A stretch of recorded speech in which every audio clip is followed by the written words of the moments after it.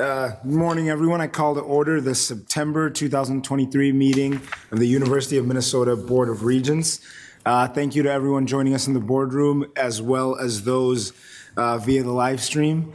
As you've noticed, I'm not a former federal judge. Chair Mayron is unable to attend today in person, but she is with us on Zoom, very engaged. And we also have Regent Robin Gully joining us via Zoom as well. So I will note that as we're using the other committee room now, the microphones are different. In that room, you don't need to use the mics in front of you. In this one, you do. So just a reminder to make sure your microphones are pointed towards you and you're speaking into them to make sure those in the room and those watching online can hear you fully. We have a full agenda today, so we'll turn right to business. First item of business is approval of the minutes. Is there a motion to approve? So moved. We have a motion. Is there a second? Second. Thank you very much. It's been moved and seconded. Any discussion on the minutes? Hearing none. All those in favor signify by saying aye. Aye. Aye. All right. All those opposed say no. The motion is approved. With that, we'll turn to item 2, the report of the president. President Ettinger, it's my understanding you've had quite the busy summer. Would you please care to tell us about it?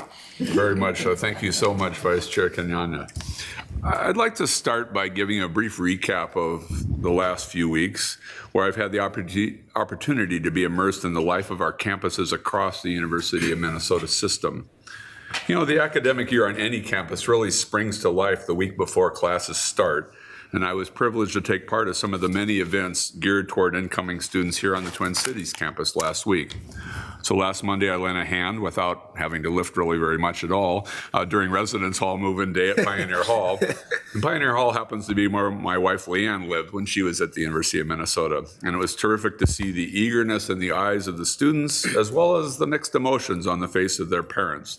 And it was also impressive to see the impact of the investment that the Board of Regents made on Pioneer Hall in terms of safety, in terms of the new dining hall, and just the amenities in that facility. The Housing and Residential Life team deserves a note of thanks for coordinating these move-in days so proficiently here on campus.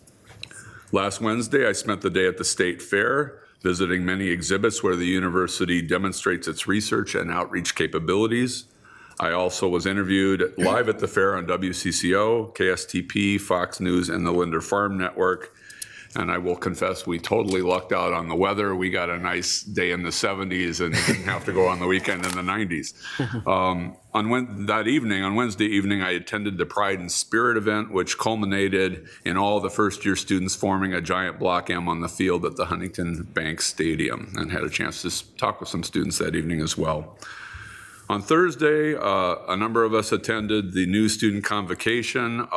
This has historically taken place at the 3M Arena at Mariucci, but with the ongoing renovation there, convocation was moved to Northrop, and the students were divided into 2 sessions. And the energy and enthusiasm of both groups really was outstanding. And then later that evening, seeing our students fill up the entire student section for the football opener against Nebraska, a thrilling come-from-behind victory as time expired, was a perfect cap to really a beautiful day. Those students are why we are all here.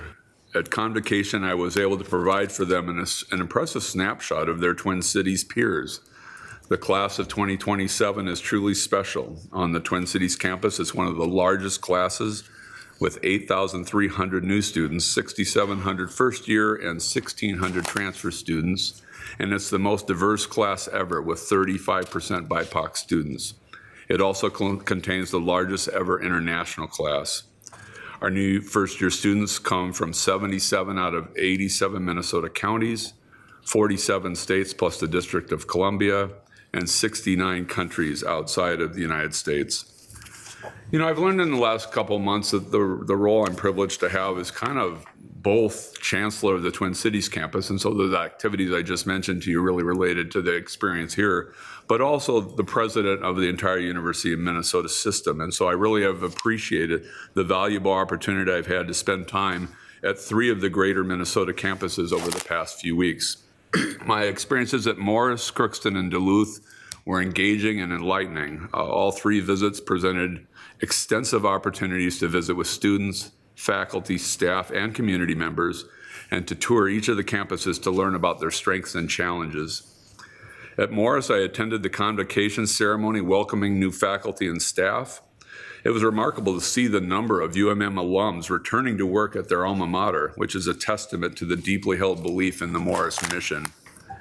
At Crookston, I was able to spend time with a large group of student athletes and leaders in residential life, the ones who came early to campus, and learn about their enthusiasm for the hands-on collegiate experience that's provided at UMC and the abundance of opportunities to be involved in a small campus setting. Days later, I was on the road again to your alma mater, Duluth, and had the chance to help with the residence hall move in there. Again, pretty minimal help, but it was fun to talk with the parents and students. I also met with students, faculty, and staff, and we visited with community leaders at Glensheen to discuss the impact that UMD has in the region and beyond. Looking to UMD's future, I do want to highlight to the board that we will be kicking off the search for the next permanent chancellor of that campus in the upcoming weeks. While in northern Minnesota, I had the chance to tour and learn about the impressive Natural Resources Research Institute. I also visited the Cloquet Forestry Center, where I had the opportunity to experience the property with Senior Advisor for Native American Affairs Karen Diver and discuss the importance of transferring land back to the Fond du Lac tribal nation. Early in August, I traveled to Redwood County for the 42nd annual Minnesota Farm Fest. I saw firsthand many of the innovations and outreach efforts by our U of M campuses and extension program, and I spoke with many university alumni who are active in agriculture here in Minnesota. As part of Farm Fest, the U of M Farm Family of the Year recognition program honored families and counties from around the state for their contributions to the ag industry and to their local communities. And I also visited our Rochester campus back in June to help celebrate the 10-year anniversary of the first UMR graduating class and to help kick off the Onward campaign there. And Chancellor Carroll and I have now scheduled another visit on October 6th so that I can be there on campus and really experience the faculty and students and staff the way I was able to at those other campuses as well. After these visits to all our campuses and research centers, I'm just so impressed by how we're delivering on our mission to advance education, research, and outreach all around the state. I came into this role with a great appreciation for the university, but now I have an even greater understanding of the impact our U of M system is making and how our work betters the lives of Minnesotans and beyond. I'd like to turn now to our priorities for the near future. We had the chance at the July meeting to get on the same page and make sure that I was delivering on the priorities that the board is looking for, and those efforts have started to take shape. The financial health of our system is, of course, a top priority. Times are changing, and higher education is not immune to the challenges of the economy. And so one of the important areas is supporting the work of our PEAK initiative to enhance delivery of our administrative services. I am also collaborating with our chancellors to analyze our campus-by-campus financial sustainability and how it's tied to enrollment and overall strategic positioning. And we have those presentations scheduled for you on the docket coming this spring. There are a number of other additional items that my senior leadership team will closely oversee, and we've broken them down into the three broad action categories we shared with you at the July retreat: sustain, restore, and advance. I'll quickly highlight a few examples of the work, but I'm not going to give you the exhaustive list. In the sustain category, I've understood from the very beginning that maintaining momentum on Impact 2025 is critical. There are many concrete examples of the university's collective achievements to date and a clear direction on where we will have the greatest impact. We will continue listening to our tribal communities to address our shared past and future needs, and will continue to work to fulfill the university's commitment to environmental sustainability, student mental health initiatives, and promoting academic freedom. In the efforts to restore, we've taken a major step in this area of public outreach by the hiring of our new executive director, Melissa Lopez-Franzen, in the area of government and community relations. I was able to introduce Executive Director Lopez-Franzen earlier this morning to the Special Committee on University Relations. Melissa will lead advocacy efforts for the entire University of Minnesota system at the Capitol in St. Paul, in Washington, D.C., and among many community partners and neighbors throughout Minnesota. She started early last week and has already hit the ground running. Speaking of government relations, I want to provide you with an update on one item of importance. This past legislative session, the Minnesota legislature passed and Governor Walz signed the One Minnesota budget, which includes several provisions related to higher education. One of these provisions seeks to increase student access to voting by requiring all Minnesota colleges and universities to give county auditors, to the extent permitted by FERPA, a list of students residing in housing or in the city where the campus is located. Under FERPA, student data is private and cannot be shared without student consent unless the university designates it as directory information. The Board of Regents policy student education records does not currently define directory information to include student addresses. Student addresses are instead designated as limited directory information, which can only be disclosed to student groups and university officials. We therefore want to inform the board that we will be soliciting legal advice and considering proposing an amendment to the Board of Regents policy student education records for review and action at the October board meeting. The amendment would allow disclosure of limited directory information to county auditors and election officials as required by state law, and we're looking to have a decision one way or the other on this in advance of this November's elections. So back to our priorities for the upcoming year. We're very committed to better telling our stories, actually the countless stories of the incredible work being done on our campuses to Minnesotans and beyond. In partnership with University Relations, these efforts will include a new marketing campaign that will launch later this month, which was previewed in the Special Committee on University Relations this morning. It's called Dear Minnesota, and it's essentially a love letter to our state, reminding Minnesotans that we've never stopped working to make their lives better. It will include TV spots, digital ads, and stories illustrating the breadth of our research, education, and outreach efforts, and it features our students, faculty, and all 5 of our campuses. We're in good hands here with Chuck Tombarge and Ann Aronson steering the University Relations ship. Finally, in the advanced category, we intend to closely monitor and foster relationships through the collective bargaining process with graduate students and with the UEA. We expect to respond to the University Senate resolution on workforce reinvestment and have task forces working on that response right now and aiming for a response early in the calendar year next year. And we will continue to navigate the recent U.S. Supreme Court decisions on admissions and on its potential impact on scholarships. This is not an exhaustive list, but I hope it provides you with a sense of where my senior leadership team and I will be focusing our attention in the year ahead. I'd like to conclude by spending a couple minutes discussing the health sciences area for the university. I was really gratified by the announcement that Governor Walz is forming a task force to help determine the future of our health sciences program at the university, and we are excited to have university representation on this group. As for their timeline, a written summary of recommendations will be due to Governor Walz in January of 2024, and we look forward to this work advancing rapidly over the next few months. Concurrently, there are critical decisions to be made regarding our affiliation with Fairview. Time is obviously of the essence, with a decision due by the end of the year on giving notice whether to renew the contract with Fairview Health Systems beyond 2026. I want to speak about the new actions and directions that the university is taking to underscore the importance of our public mission to serve Minnesotans by providing the best health care available anywhere. During yesterday's meeting of the newly created Special Committee on Academic Health, we heard from Dean Toller about our world-leading health sciences programs at the university, about the governor's task force, and about our exciting new expansion of our medical training with Centracare in St. Cloud. Today, I want to stress my support of and engagement with our senior team to embrace our public mission and to participate in addressing the big problems our healthcare system is facing today. Now that the Sanford merger is off the table, everyone wants to know what the next steps are for the university. We have not wavered in our mission to ensure Minnesotans have access to a world-class academic health system.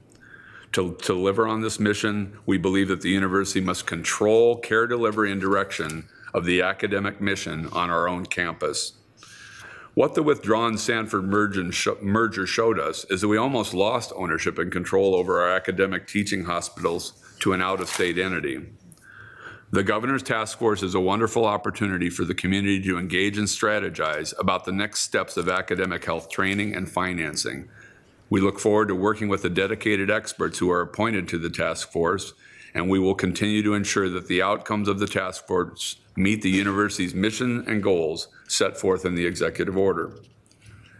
We hope the 2024 legislative session will be an opportunity to build upon the work of the task force and the university's priorities to meet the goals that we had previously released in our 5-point plan.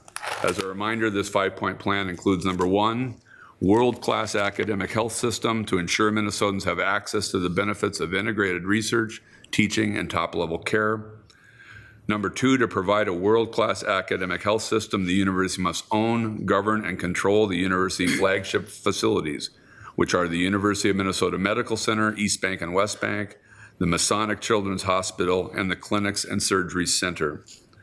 Number 3, opportunities for strategic partnerships.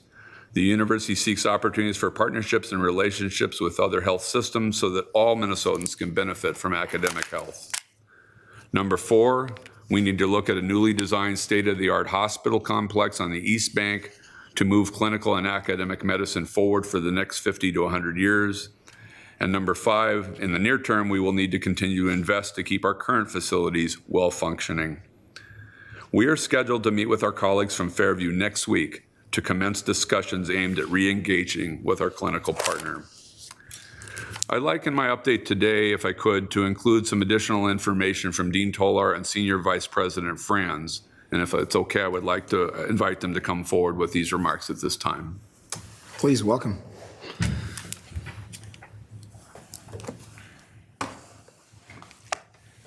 Thank you, Mr. President, Regents, Chair Kenyanya. Thank you for your leadership in the health sciences and especially in the sphere of the academic health system. We are grateful for the support of the Regents. We are grateful for the support from the governor, from the legislature, and I think that we are all united in reaffirming the public mission of the university and the care we deliver through our faculty practice plan, University of Minnesota Physicians. Now, Chair Wheeler's committee yesterday has, I think, shown very well the strength of all the health science schools that we have at the university and the ability to take action in our proposal to develop a regional campus in St. Cloud. These both items are important because one is visionary, both are visionary, but one is very practical and one is sort of, pathfinding one. But they together show the intent and the impact that we seek to have in the state of Minnesota. Now, importantly, the foundation that we need to advance health and well-being in the state of Minnesota is a health system. That's important. It's a large enterprise because we not only train in the classrooms, but of course we train in the intensive care units, in the operating rooms, in the clinical realm and so forth. And the patients that seek us, millions of them, need access to all of these facilities, and the trials that we present to them as the highest level of clinical care is available through this academic health enterprise. Now, as you know, it has been a while. We had a relationship with Fairview Health since 1997, and there have been, as in any relationship, there have been iterations, adjustments, and the most significant of which was the one in 2018, which in my opinion and in the opinion of the markets and the public thought leaders has been a major step forward towards the creation of the academic health system. Now, in many, many ways, this worked. This was a success. We have been able to enlarge the number of patients that we can enroll in trials. We have been able to improve the learner's experience at all the levels of the clinical training. And that's important because that's probably the best recruitment and retention device that we have.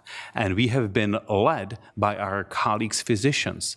We have had the advance that I mentioned to you before, and I will proudly do this again, in quality and safety has been led by Chief Quality Officer, who is the faculty of the Medical School. We have had chief academic officer in place for 5 years now that leads in education.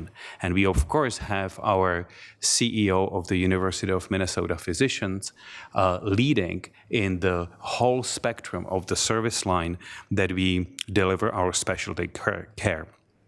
It is important that the confluence of all of these streams of excellence is on the symbolism of the brand, the Block M. And the Block M of the University of Minnesota is not just an extremely effective marketing tool. It stands for the clinical care excellence that we deliver in the clinics, in the operating rooms, and in any part of our enterprise. So if you think of M Health, that means University of Minnesota Health. That means that we are practicing here, we are developing a care that is truly differentiating in the market and is relevant, because if you seek care in the M Health Fairview, you are receiving or your loved ones, high quality academic medicine. That means the leading edge, fueled by innovation and able to really be focused on patients, known for the excellence, led by clinicians, fueled by innovation, and dedicated to improving health and well-being for the whole state of Minnesota. This structure, again, this M Health Fairview structure, the definitive agreement that we have nested in the AAA agreement over the last 5 years, has been a success. The soaring quality and safety scores, we have made a tremendous progress in one of the shared goals of the Fairview Health and University of Minnesota, which is the NIH research ranking. And our school faculty, which comprises in the University of Minnesota physicians, served in the leadership of the M Health Fairview operations. It's important that the UMP brought the service line approach to this, which is, again, patient-focused way of organizing the clinicians around the care of the patient. And that collectively led not only to the quality and safety, to the productivity metrics, but also the market positions that we have gained in almost all the efforts that we have been able to deploy in the last 5 years. Now, it's really important. We have not done this alone. We have not done this alone. Our Fairview partners have been through with us at every single point. This is a partnership, and I am deeply grateful to the frontline staff at Fairview that has risen to the challenges of the pandemic, of the changes in economics, in the workforce, organizational changes, and so forth. So it's through the hardy of the endurance and the courage of the clinical teams that are comprised of people in the UMP and Fairview that we have accomplished this. The UMP has been equally responsible for the market growth, for the operations, for the strategies, and that composite, I think, is the winning combinations that perhaps is heterogeneous in part, but it's a coherent heterogeneity that we are seeking. And it is that balance, that tension sometimes between the difference and coherence that creates the best in people and the organizations that we serve. So we agree that there are improvements that can be made in that relationship, and all of us would agree that there are parts that should be kept. And I again affirm that this has been a success. This has been the best 5 years over the last 30 or so that we had in this partnership. We have learned, obviously, what we can do differently. We have learned that some parts of the agreement we have not been able to accomplish, and some perhaps even diminished in their impact that we envisioned at the very beginning. So as we move forward, we commit to ensure that our academic medical system can govern and guide its continued path, always focused on the public mission to serve people in the state of Minnesota, and always follow that dictum that we live in the wide water world. You know, all things are changing, but we have been able, with your guidance, to navigate these rough waters of mighty Mississippi, and then we will emerge from the rapids changed for the better. I will ask my colleague, Senior Vice President Myron France, to go through our next steps. Thank you, Mr. Chair. Thank you, Dean Tolar. Yesterday, at the first meeting of the Special Committee on Academic Health, Chair Wheeler and Vice Chair Johnson led us through a really remarkable discussion. And I want to thank the board for having the foresight to form this special committee at this particular time. I think that this is, we all, I think, are recognizing this is a particular moment in time, and it's a great opportunity for us to have these discussions in that special committee. As we went through the discussion yesterday about the history with Fairview and the 2023 legislative session, we talked about House File 402, which, as you recall, was passed and ensures that the Attorney General must determine that the medical facilities at the university are used for the public interest. Something, a very strong affirmation. And then, of course, as President Ettinger mentioned, the governor's executive order that created the task force on academic health at the University of Minnesota. The title itself gives you an indication of the importance and the focus of the task force. I want to just stress, too, that the governor's task force is a wonderful and unique opportunity to explore with others in this community what it means to support a world-class academic health system, as Dr. Toller described, and how that benefits Minnesota and why it is essential to the future of healthcare in the state of Minnesota. We appreciate strongly the state's prioritization of the University of Minnesota's medical school and our other health sciences programs as they contemplate how best to ensure Minnesotans have access to quality health care in the future. As Dean Toller mentioned, we are committed to collaborating with the governor's task force and other state leaders on our strategic 5-point plan for academic health and how this plan can improve health care and health care outcomes for this state and all Minnesotans. It is my expectation that the governor's task force, as President Ettinger mentioned, will complete work and develop recommendations that will drive possible outcomes during the 2024 legislative session. The governor's task force is focused broadly to ensure that the future of Minnesota's academic health remains strong, and it also focuses on 4 different areas I want to mention: options for public funding of academic health, including financial and clinical partnerships with non-academic partners, new financial and partnership models for academic health, options for governance and oversight of publicly funded health professions at the University of Minnesota, and finally, options for funding needs to support academic health with other clinical partners. All of these focus areas will intersect with the university's partnership with Fairview.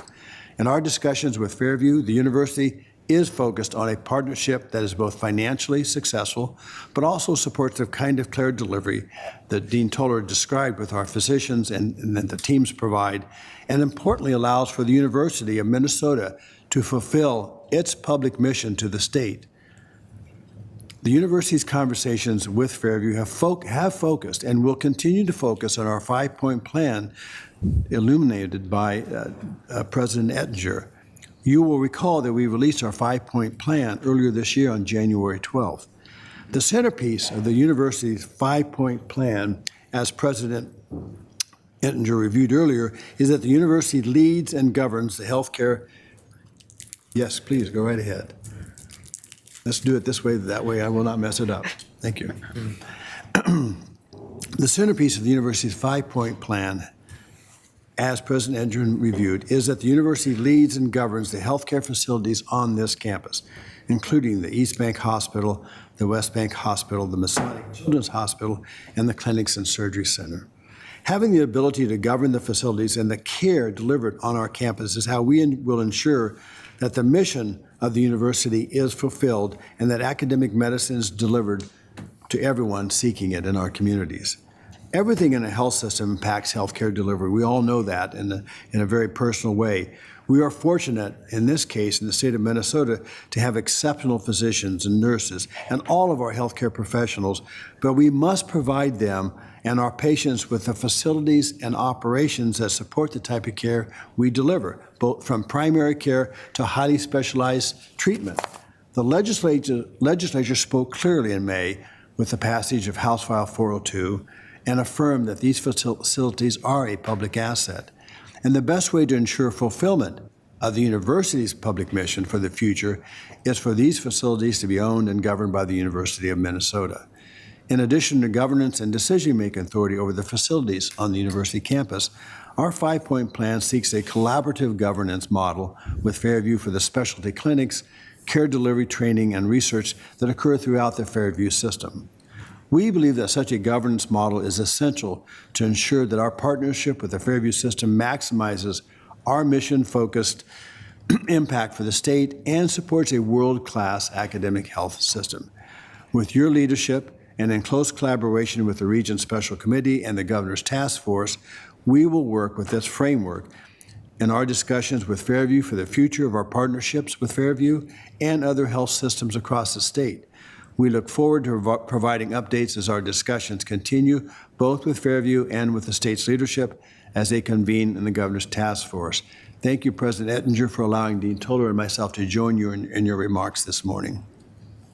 Thank you. I'll ask you to stay for the benefit potentially of questions. But before that, I just wanted to conclude my remarks. You asked kind of at the outset, sort of, well, how are things going? And I just wanted to let everyone know I wake up energized every day by the mission of the University of Minnesota and grateful for the talented faculty and staff that are working so hard to make that mission come to life. That concludes my report, and we welcome any questions from the board. Thank you, Mr. President, and we're thankful to you for jumping in head first and getting engaged in for the service. Colleagues, I will remind you this is a report, not a discussion item. We do appreciate the update and your commitment to keeping us apprised. So I will open it up to questions if there are any with that caveat in mind. Seeing none, and I see none on Zoom either. Appreciate the update and keeping us apprised, and thank you. Yeah. Thank you. Thank you.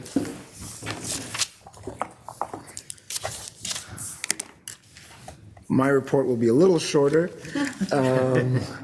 Turning to my report, I would like to recognize what I'll describe as just the renewed life on campus with on all our campuses with the start of a new academic year. Students are back on campus.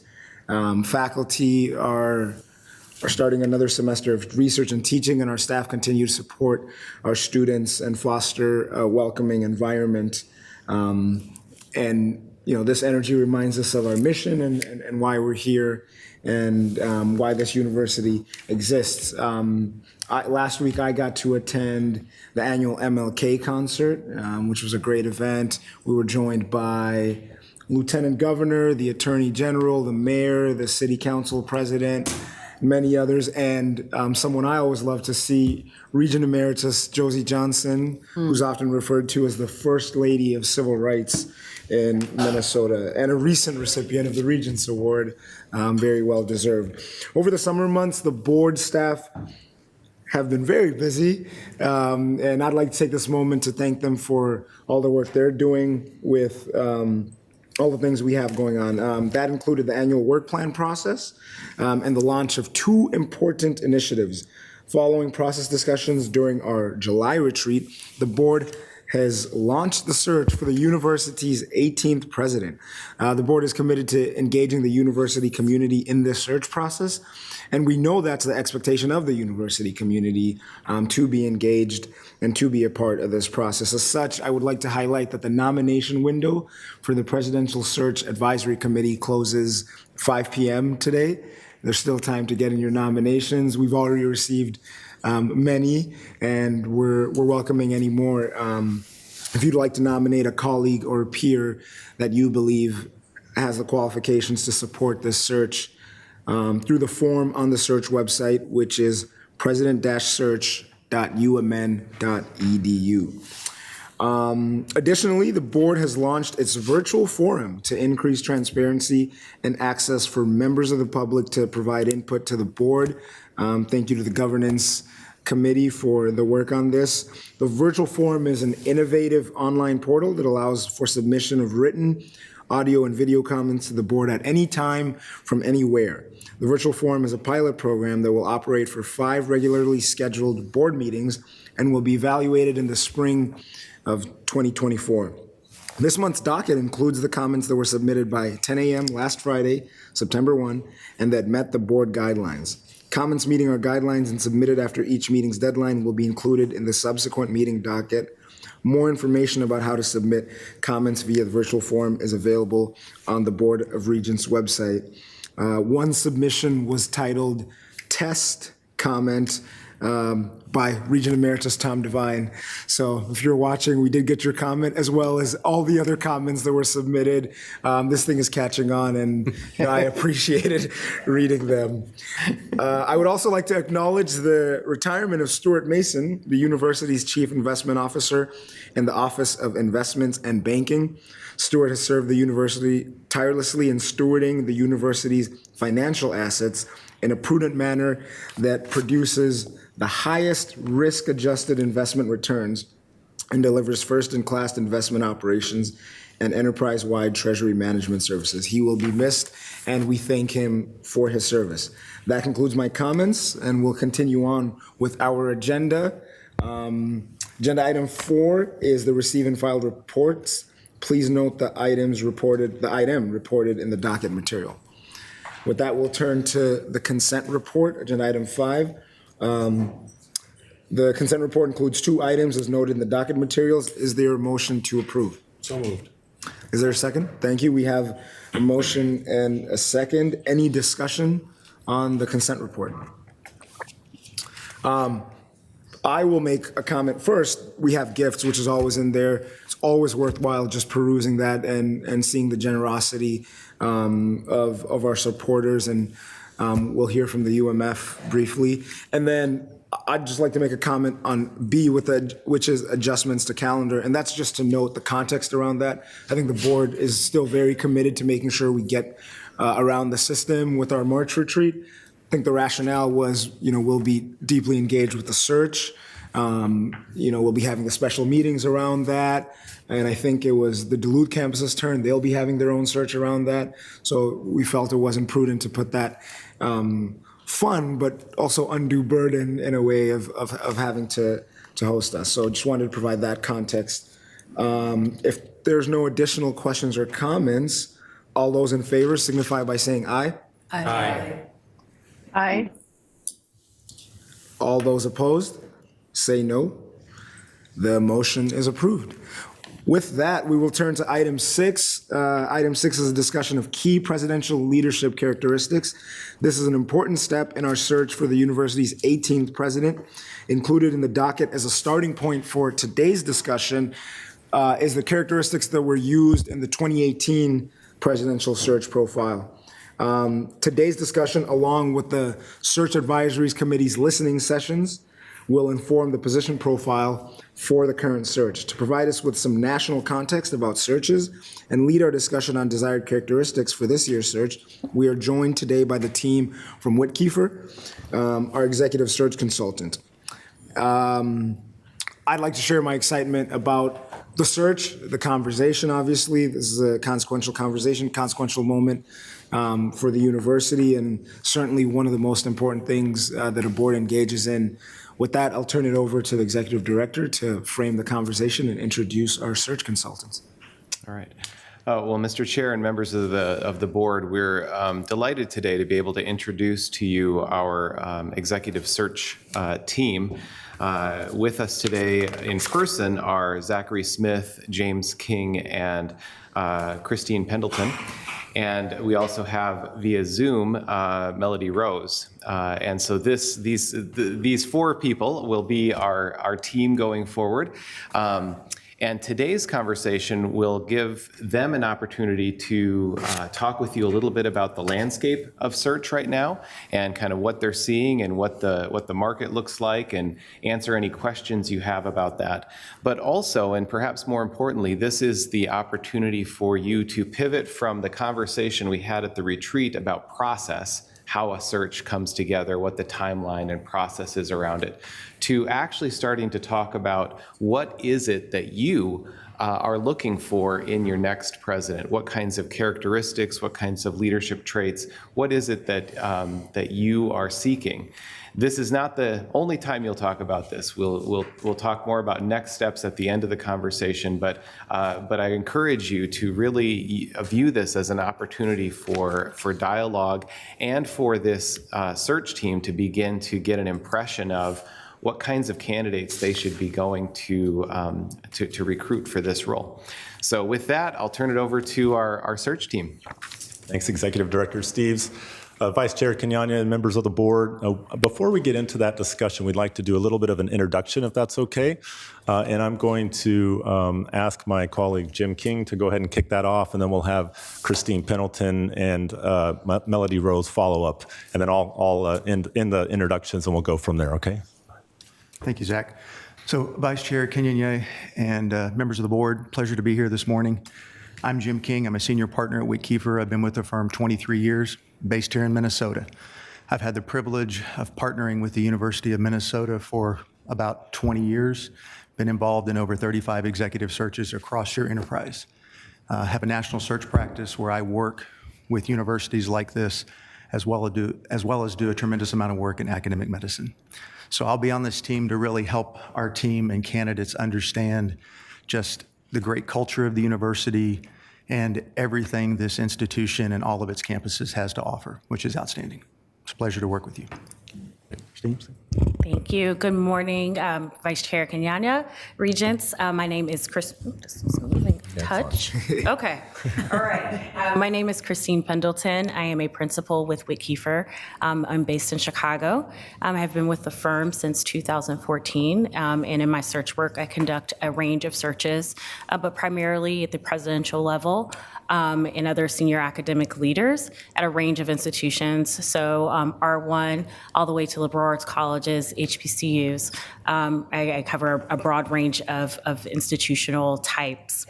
My role with the search will be to work very closely with my colleagues to make sure that we are recruiting candidates that are very much aligned with the priorities and goals of the university.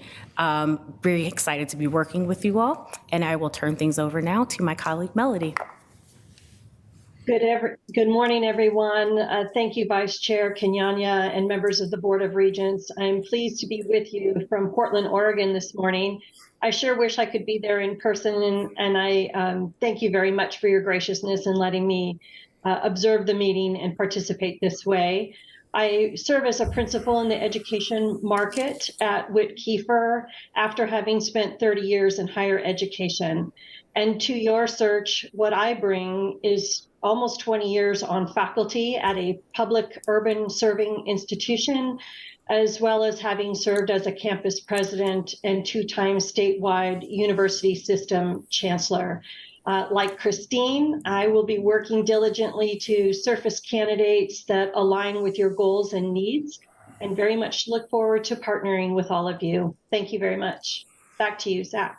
Great, thank you. All right, so my name is Zach Smith. I'm an executive partner at Witt Kiefer. I run our education market.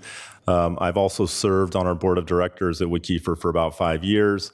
Been with the firm for about 10 years. I've done roughly about 45 presidential searches that include a full spectrum of different types of institutions, but most of my work spans large public institutions and also large public research institutions as well as regional institutions. Prior to joining Witt Kiefer, I worked at a few different public institutions, most recently at UC Irvine and UC Riverside, where I spent most of my career in development and fundraising.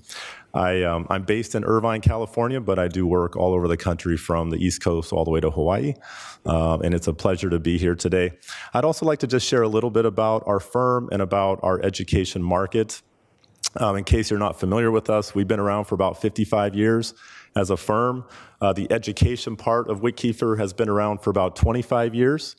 And we do roughly about 300 searches a year in the education market and about 20 to 25 presidential searches across our market.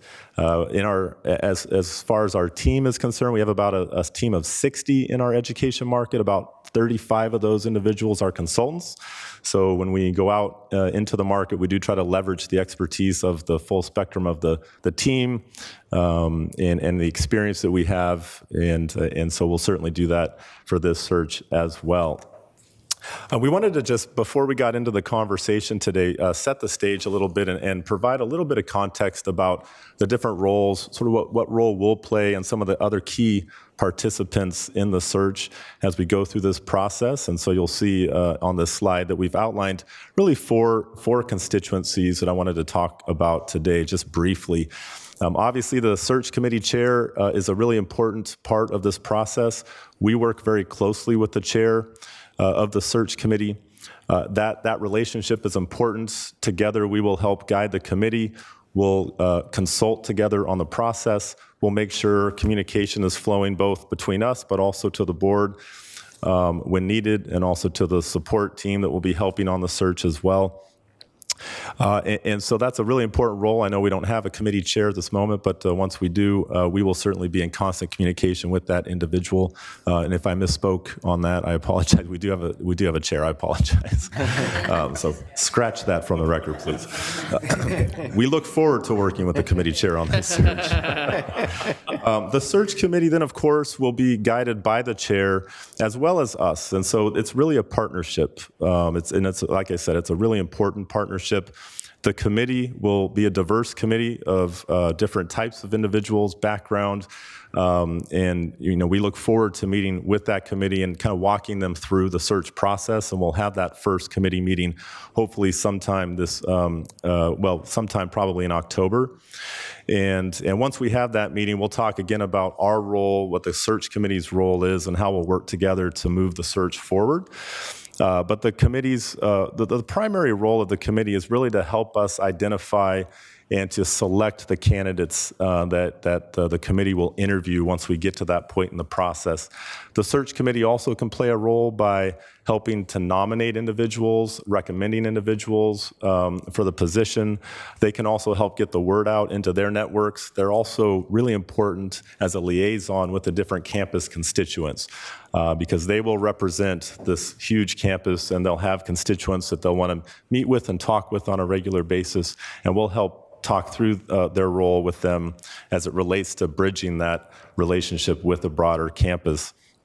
And then, of course, we have the campus constituents who are very important in the search. And the campus constituents really come into play in the beginning of the search and also toward the end of the search. So we will do a series of listening sessions like we'll have with you today with different campus constituents so that they can weigh in on the types of qualities, qualifications, priorities of the campus, different aspects of the search that will help inform the types of candidates that we go out and recruit for the position. And then finally, the Whit-Kiefer team, that's the team you hear, that's the team that you see in front of you today. We will certainly guide and support and provide counsel and advice to the committee chair, to the board, and also to the committee as a whole. We've been through a lot of these searches. We've done this many times. So when key decisions come up, we'll help discuss, the pros and cons of different decisions that we'll need to make. We're here to be advisors and counselors. We're not here to make the decisions. The committee actually makes the decisions.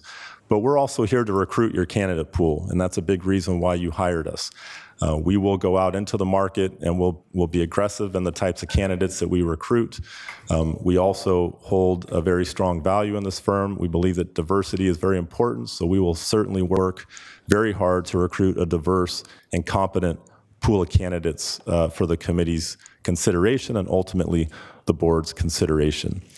We also do things like help put together the leadership profile, so we'll provide advice and counsel on that document as well, and that happens at the beginning of the search. And we've already been working with people here on campus on the process, the timeline, things like that, and we'll continue to do that throughout the duration of the search process. Just briefly, and also feel free to interrupt if you have any questions along the way. I just wanted to just give a brief sort of high-level overview of the landscape of presidential search and how it's evolved in recent years. You'll note here on the slide that about 92% of universities now use search firms to find their executives. This is compared to about only 28% in 1995. So there's a lot of a lot of good reasons to use a firm, which we can talk about. I think you obviously understand that. That's why we're here today.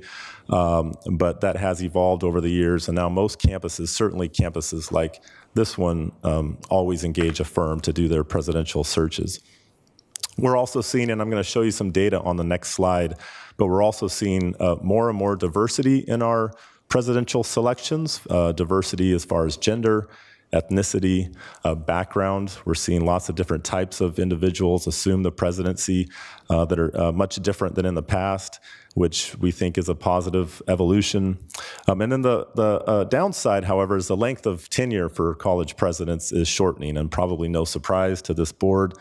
That is a real phenomena. It's something that certainly we've seen increase since the pandemic era. There's a lot of reasons that we could talk about for the shortening of the college presidency, but it has declined considerably, which I'll show you on the next slide as well. And then also we're seeing more and more presidents leave their positions before their first term is up. And again, a lot of things are driving that, political issues, other aspects of the job becoming more demanding, more challenging. And so that is also causing people to step down even before their first term ends. In our sample, we have identified that about 8% of presidents that we place are coming from more non-traditional areas, so areas outside of education.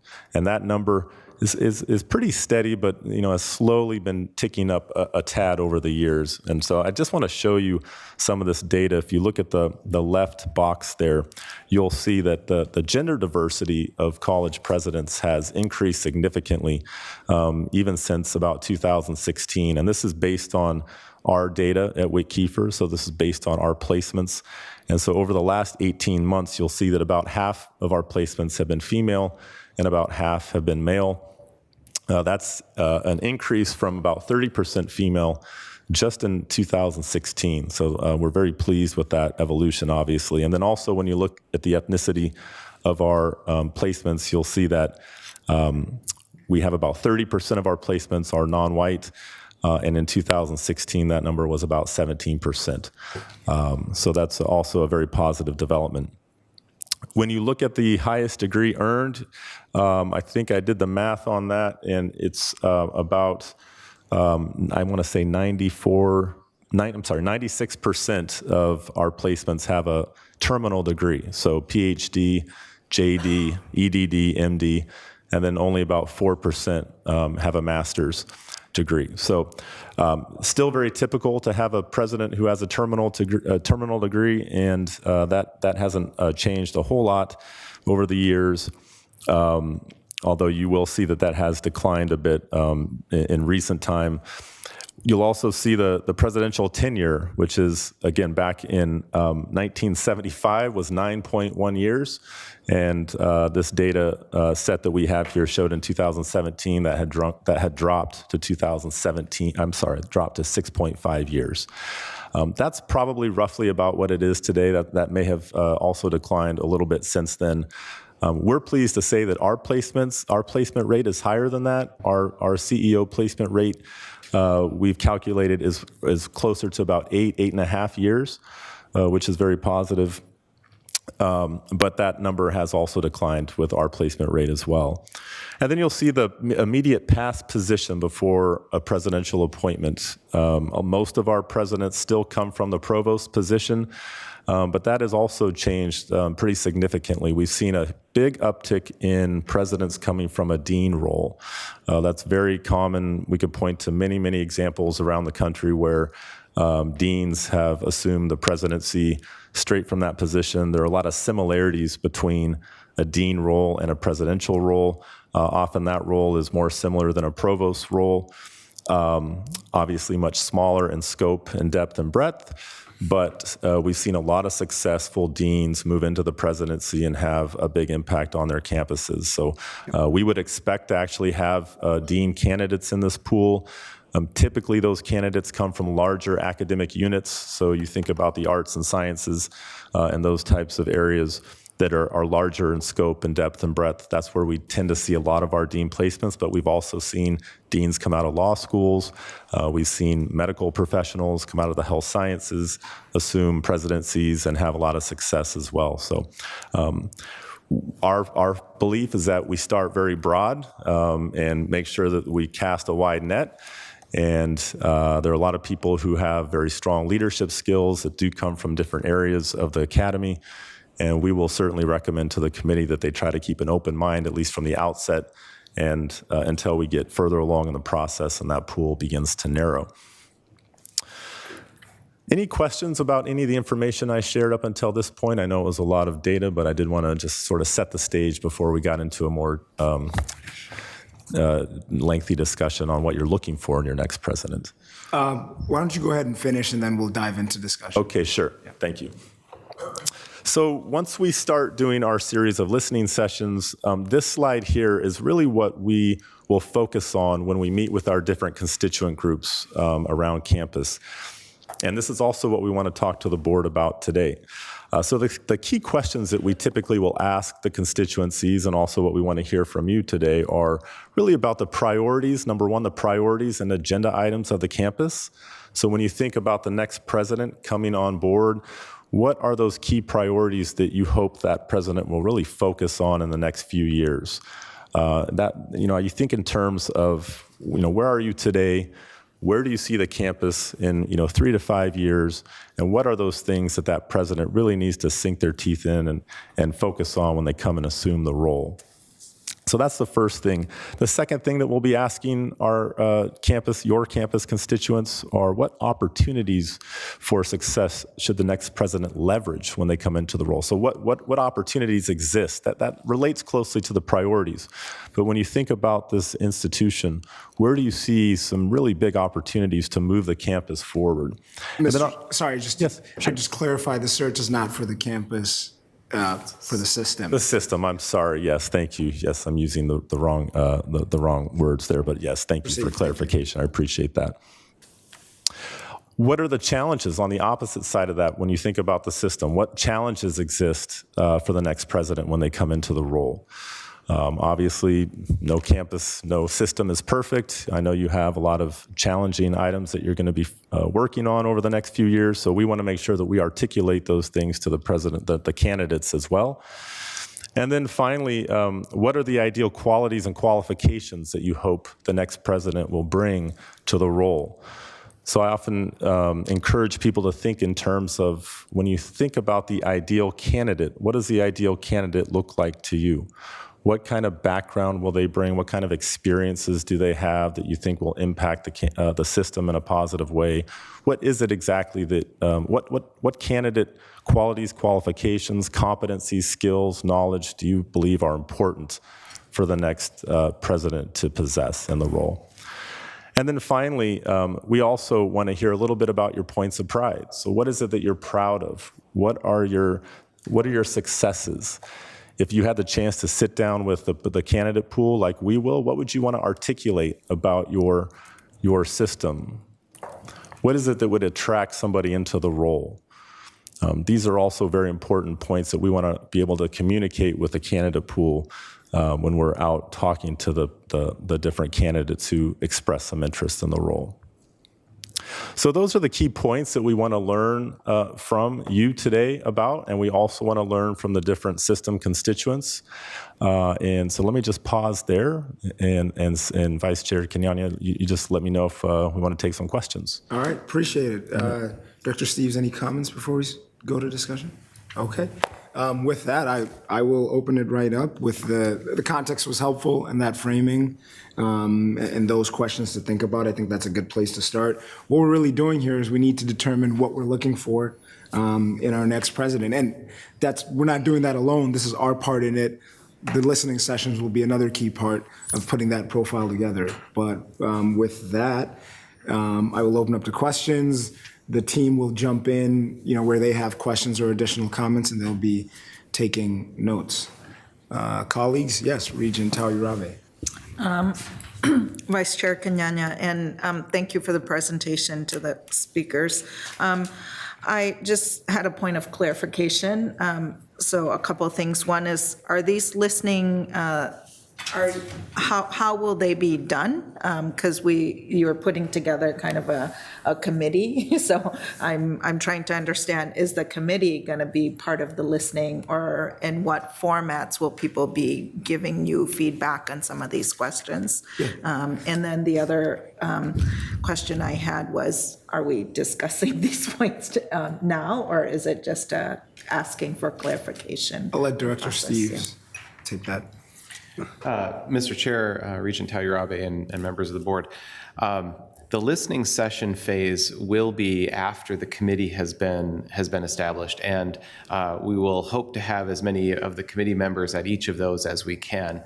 The listening sessions will be a combination of both sessions across the system, as well as other more focused sessions around particular groups or constituencies on the campus or on this campus, on other campuses, and across the system. So that will take place after the committee is established and before the position profile is completed. So there'll be a kind of a focused period when the listening sessions take place.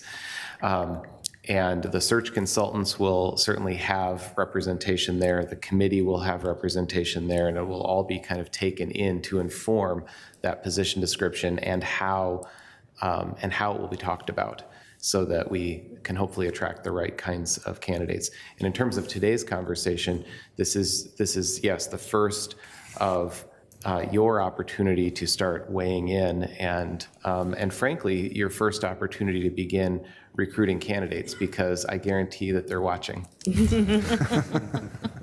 right. Regent Tayurabe, answers the question. Vice Chair Kenyanya, let me gather my thoughts. I will chime back in. Thanks. Okay. All right. Regent Turner. If I may, thank you, Chair. If I may add some, what I would look for, if you're interested. Yes. Absolutely. Okay. So first of all, we have an opportunity, I don't know if you were here earlier, but we have an opportunity right now to change the face of healthcare in Minnesota, to bring about a more getting back to the basics. I'm a registered nurse, and I'm sitting right next to a doctor over here. Getting back to the basics as far as meeting the needs of all of Minnesota. And so I would want the president to, because they're the face of the system. And so I would want someone outgoing that would embrace that kind of a role, be able to articulate to the public, to the reporters, to the media, in concise way, what we're trying to achieve, becoming a education-focused healthcare state. I would also, we are very dependent, as probably a lot of higher ed, we're very dependent on our legislature to give us a big portion of our budget. So they would need to be, they need to not necessarily relish, but be very adept at dealing with legislature, because it's a huge part of that. They can't be afraid to be up at the Capitol. Granted, we'll hopefully have an up and running government relations department, but the legislators are always wanting to see the president, hear from them. Mm-hmm. So those are things that, being the face, being able to articulate and with media, being comfortable with that, and being comfortable around the legislative world. Thank you, Regent Turner. Regent Verhalen. Thank you, Chair Kenyanya, Acting Chair Kenyanya. Sounds weird to say, Co-Vice right? Chair Kenyanya, any of the three. Appreciate your time to hear what we have to say today. I think a couple items that immediately come to mind for me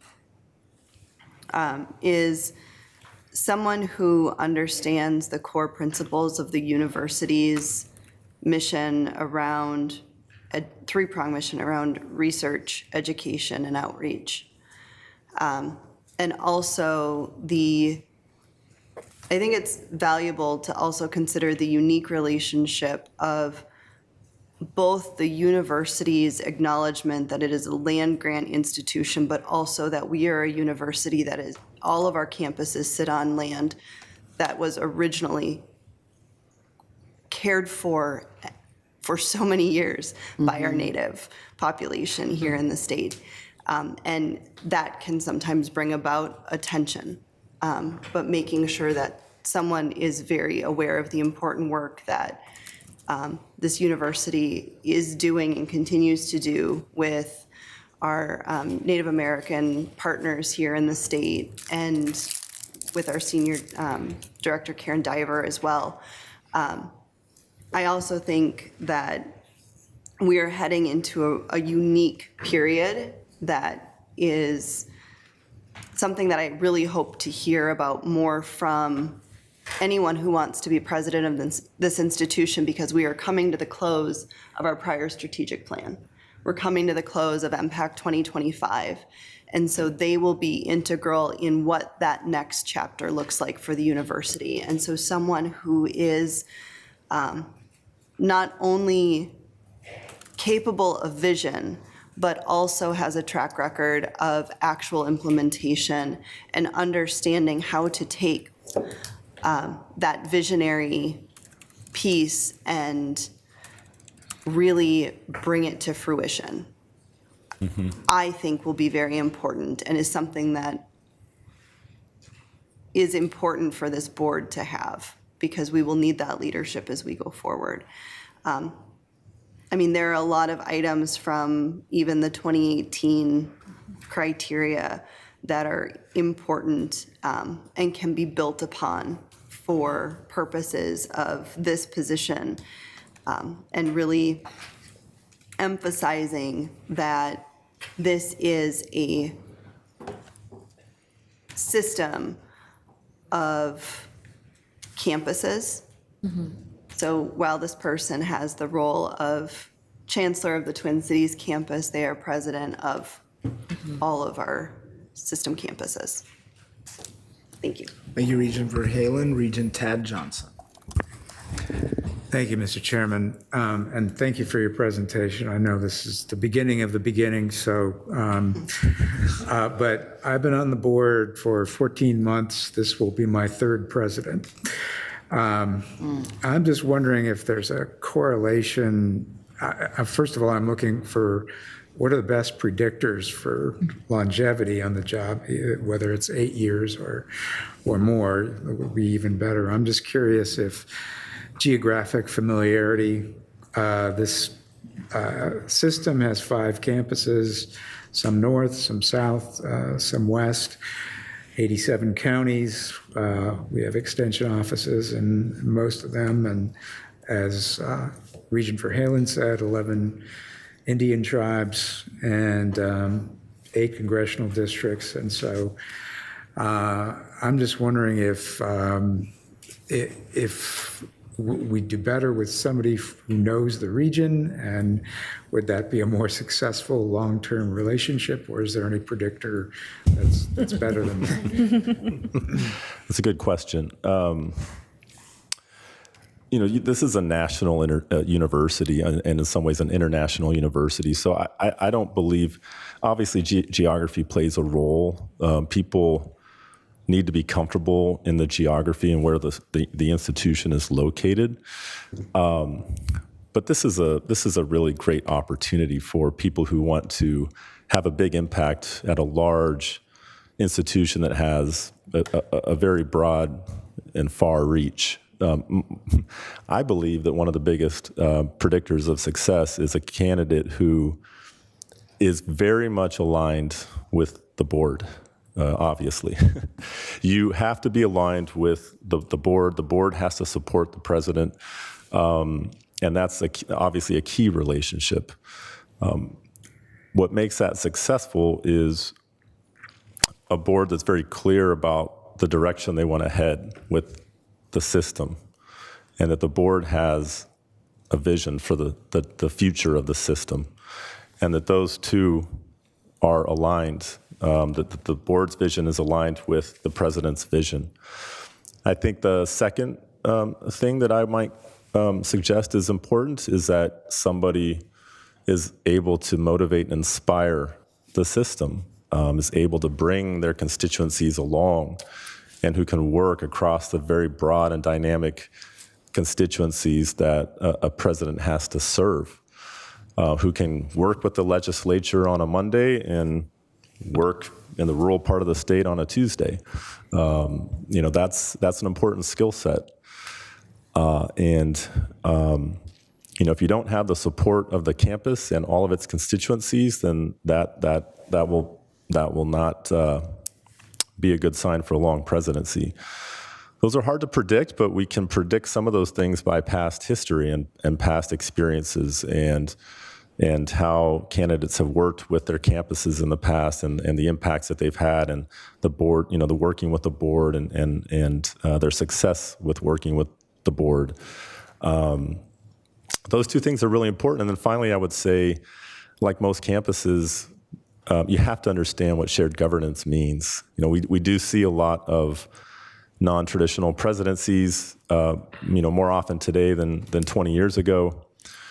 And those can be successful, but they do require individuals who understand how to collaborate at a very high level, and who can work with the faculty, who can work with the sort of shared governance dynamic of a campus, and who can listen and listen thoughtfully and be somebody who's engaging. So those are some things that stand out. Also in this day and age, being able to manage crises is really important.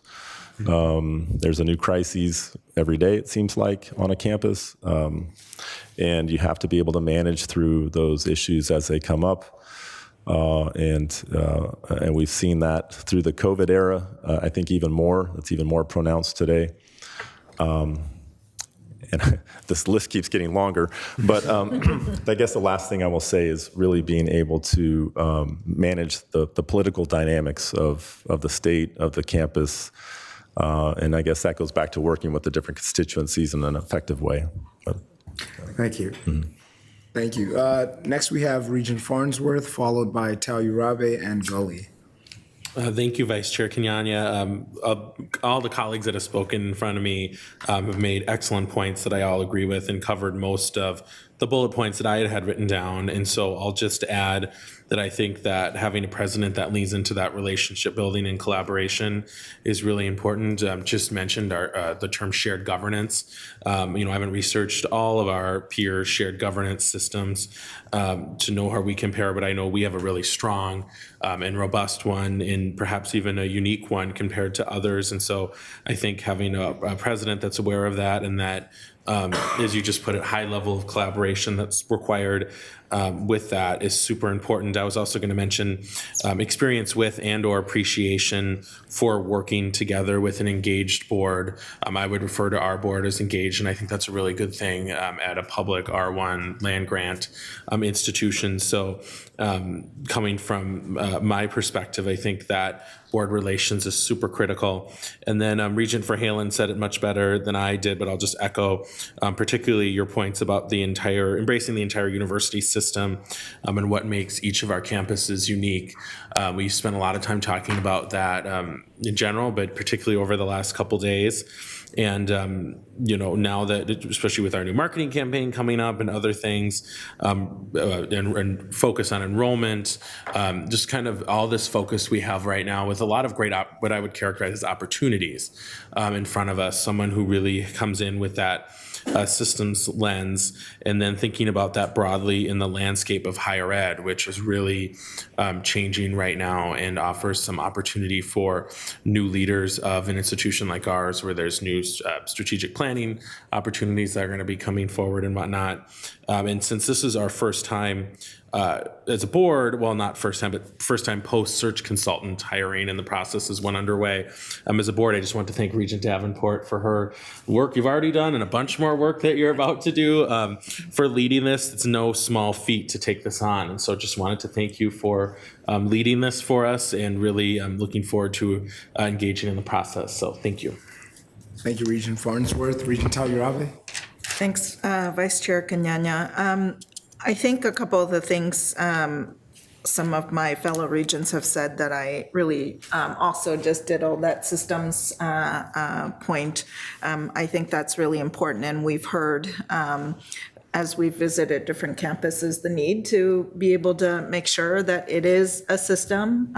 While I'm saying that, I also think that there's a uniqueness to the different campuses. And so how do we assure, or how does a president assure that there is a system understanding of the university system, and then at the same time allow for uniqueness and things like that? So I just point to some of the recent presentations that we've had around sort of maybe enrollment modeling that is pertinent to different campuses. And I think just a consciousness of like what is system and what is unique, and how do we, how does somebody work with all of that, right?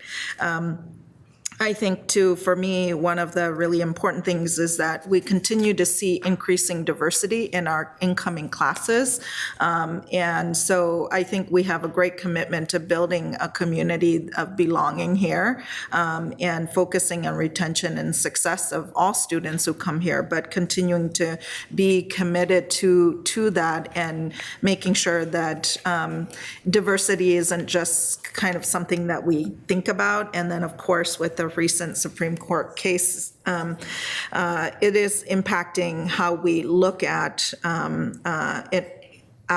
applicants and things like that. But at the same time, I think it benefits all of us to make sure that we understand how we truly sort of embrace that and can support that and ensure that all of our students are successful, and historically marginalized communities have the same opportunities and have the support to be successful at a premier university of our state, right? And so just not something that we talk about. The other thing that I think is important and that we've talked about a lot is cost. And so how does a new president come in? And I think cost is not just a University of Minnesota problem. It's an overall higher ed problem that needs to be talked about with many different stakeholders. And so to be able to walk in and understand that this isn't just something that we can solve by ourselves. So folks have talked about the relationships with whether it's legislature or connecting it to the whole kind of future workforce, and how we might think about more partnerships that really need to be explored. And I just think it will continue to be a great challenge for this institution. And so I just want to be mindful that, we need somebody who's creative and is willing to partner, and we'll look at many different solutions for that. Thank you, Regent Tauyurabe. Regent Gully. I just want to echo everything that I've heard from my colleagues, and thank you so much for being here and helping us with this incredibly important search. I wanted to echo what Regent Turner said about being adept with legislators. We, of course, just went through this process with the legislature to come on to the Board of Regents, and heard over and over and over again that the university has a lot of work to do as far as building relationships with the legislature. So that, I think, is incredibly important. And that's a big part of how we get our message out about how we contribute to the state. I'm looking for a president who's very supportive of workers. It's, no secret that I come from a working class background, and I come from a labor focus, and a lot of that comes from having worked at the university as an adjunct for a long time. I want to see someone who is dedicated to engaging with all of the people who make the university great, and that's not just that's definitely our students, and it's all of the people who are part of the university full-time, and tenure track folks, and full-time staff. And it's also all the people who contribute in ways that get missed a lot, adjuncts, and then, of course, like people who are on shorter term contracts, and then people who work for subcontractors at BU and are still very much part of what makes our campus is great, but maybe don't get recognized in the same ways. Obviously, I want someone who has dedication to engaging and building relationships with our unions too, and with the folks who have taken the steps to have a collective voice. I want them to be ready and willing to engage and to feel like it's a collaborative effort, and that the way that our unions are a big part of building this university, and and that they're partners in that. I'm looking for someone who's interested in the ways that the U can serve all of our students. So our past students, our alum, our current students, our future students, and our entire state. Someone who's committed to being part of solving. We can't solve this on our own, but we have incredible educational disparity in Minnesota, and year over year, students of color across the state are getting less from our educational system than white students. And I want someone who not only recognizes that, but wants to be part of the solution, and is thinking about ways that the university can help lift every student who comes through our doors. And I want someone who's interested in our past, our present, and our future. So echoing what Regent Verhalen said, and I know that other folks on the board feel this way too, but it's incredibly important to recognize that we are the beneficiaries of being a land-grant institution, but also that comes with a really dark history.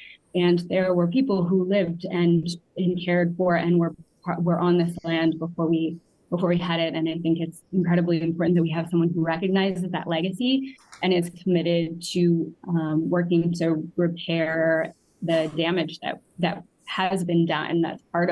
That's in a really important part of our history.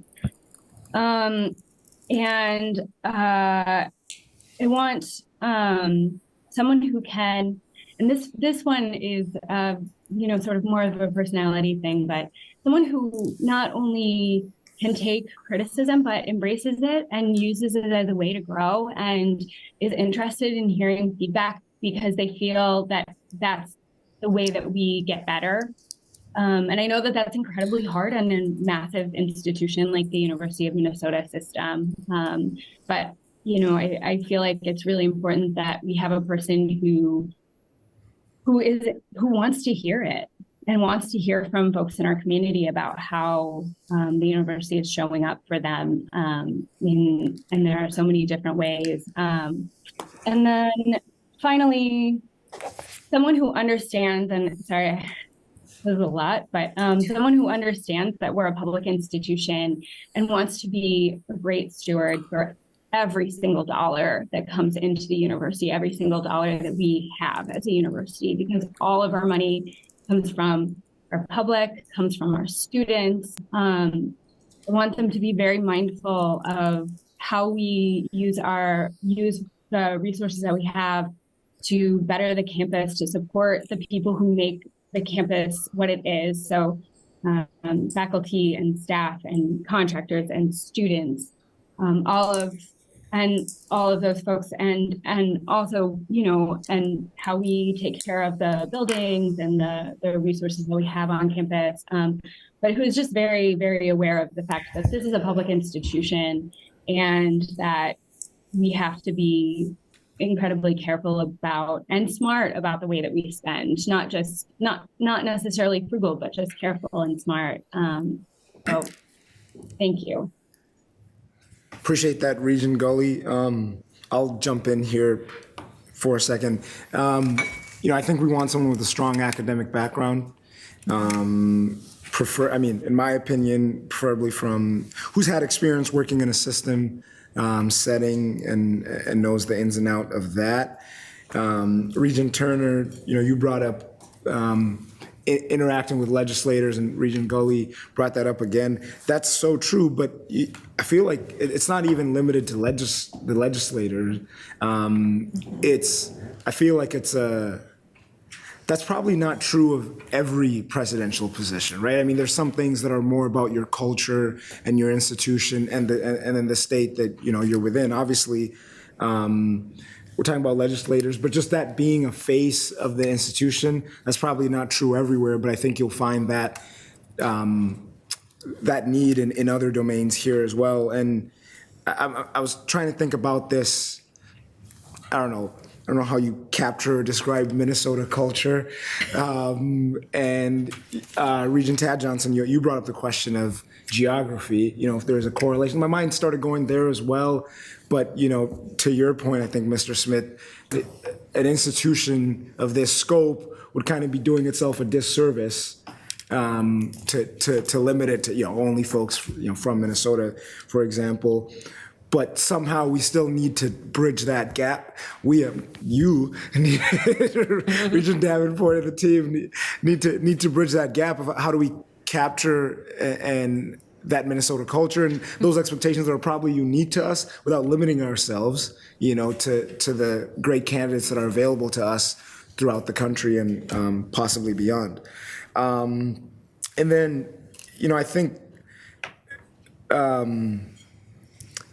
we're looking for someone who's obviously smart, intelligent, educated, a PhD, maybe two, a good leader, knows higher education, knows, you know, has some fiscal knowledge, all this long list, and someone who might often be the smartest person in the room, and then you're asking them to forget that, right, and not approach it that way, and just kind of approach things with humility, be more of a listener, and definitely, you know, yeah, just kind of be a listener. Actually, yeah, I'll add that one there.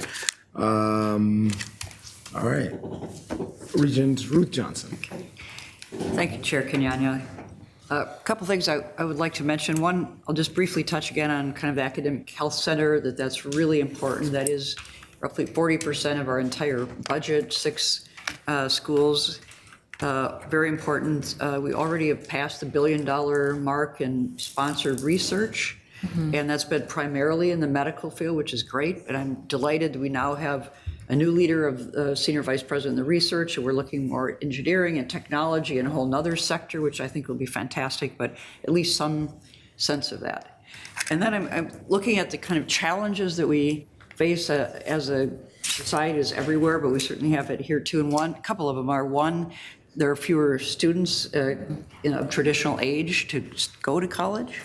And then the other thing, so that's something everyone's dealing with. But the second thing is there is, sadly, in our country, a decrease in the sense of the value of education. People are questioning that. Now, I strongly believe, I think all of us are here because we have experience and we believe in them and have, you know, the value of an education for people across all kinds of backgrounds and everything. And I think it would be very helpful to have a president and a leader who can articulate that, who can be inspiring, be, you know, out there in the community, you know, advocating for the important value of an education. And there are all different kinds of ways of doing that, but I think that's really important. So I would look to somebody who can do that. And I do think, you know, every place, Minnesota has a culture. I know I think it's helpful to have someone who could sort of understand that. I think the traditional culture of Minnesota has been fairly egalitarian. I think that's been for decades, and for maybe from, you know, 150 years we've been here. I think that's kind of been a value, but now we have a rich and more diverse and very interesting population that's exciting to have, and certainly the recognition very late of the centrality of Native Americans to the culture and the state. But anyway, so those are some of the things I just wanted to underscore. It's been mentioned by others, but I just really think those are important. Thank you, Regent Johnson. Vice Chair Hipsch. Thank you, Chair Kenyanya. It's going to be a tough job for Regent Davenport, I've got a feeling. We're looking for a pretty outstanding candidate. You know, I don't know if it's Peter Drucker or whoever said, what got us here won't get us there. And I really believe that, you know, Sears didn't see Amazon coming, and higher ed is changing. And so the person has to be somewhat futuristic in the change. And they have to they don't have to be from Minnesota, they don't have to be from the Midwest, it doesn't matter where they're from, but they have to have knowledge of our focus of Minnesota as our mission. We're here to make Minnesota better in everything, and we have some grand challenges that are pretty specific to Minnesota. When you're raising crops in Minnesota, you have a different growing season than you do in North Carolina. So it's just part of the thing, and we half the year we fish on ice, so they have to be acknowledge that. So, but anyway, what I really want is a good leader that are 625,000 plus alumni can get behind. That's somebody that makes us proud as a state. And not only our alumni, but everybody has a piece of this university. Everybody's affected by it, either through healthcare, through what they eat, through where they work. And I think that's all really, really important. And that person has to acknowledge that we have to make, this person has to make Minnesota better somehow and help us. We can't do it alone. So that's the number one thing I'm looking for, I think, is to help us solve the grand challenges. So thank you. Thank you, Regent Hipsch. Next, we'll have Regent Wheeler, followed by Chair Mayron, and we'll be closed out by the chair of the committee, Regent Davenport. Great, thank you. Thank you, and boy, you put out a good list, so I'm grateful for my colleagues here. I would say 4 things, some adding color to what's been said, and a couple new things maybe. One has been added, like highly relational, just really relational. Student, staff, faculty, we've talked about government relations. It has to be also public, and I would add donors to that list as well. That's a really important part of supporting our mission, so that would be one. Secondly, and I think Regent Verhalen referred to this, have to be good at managing tensions. So short and long-term goals, whole and parts of things, investment versus sustainability, and in the crisis piece too. So have to be adept at doing that. And then their own personal tension between openness to very diverse ways of thinking and humility and boldness in decision making and decisiveness. So I would say that managing the tensions too would be it. Third, I'd say, when you talk about these characteristics, you always think that everybody talks about a Superman's cape comes with these positions, right? So they have to be really good at attracting talent around them and have a record of talent development, I think, as well, so that they have a strong bench to work with and besides.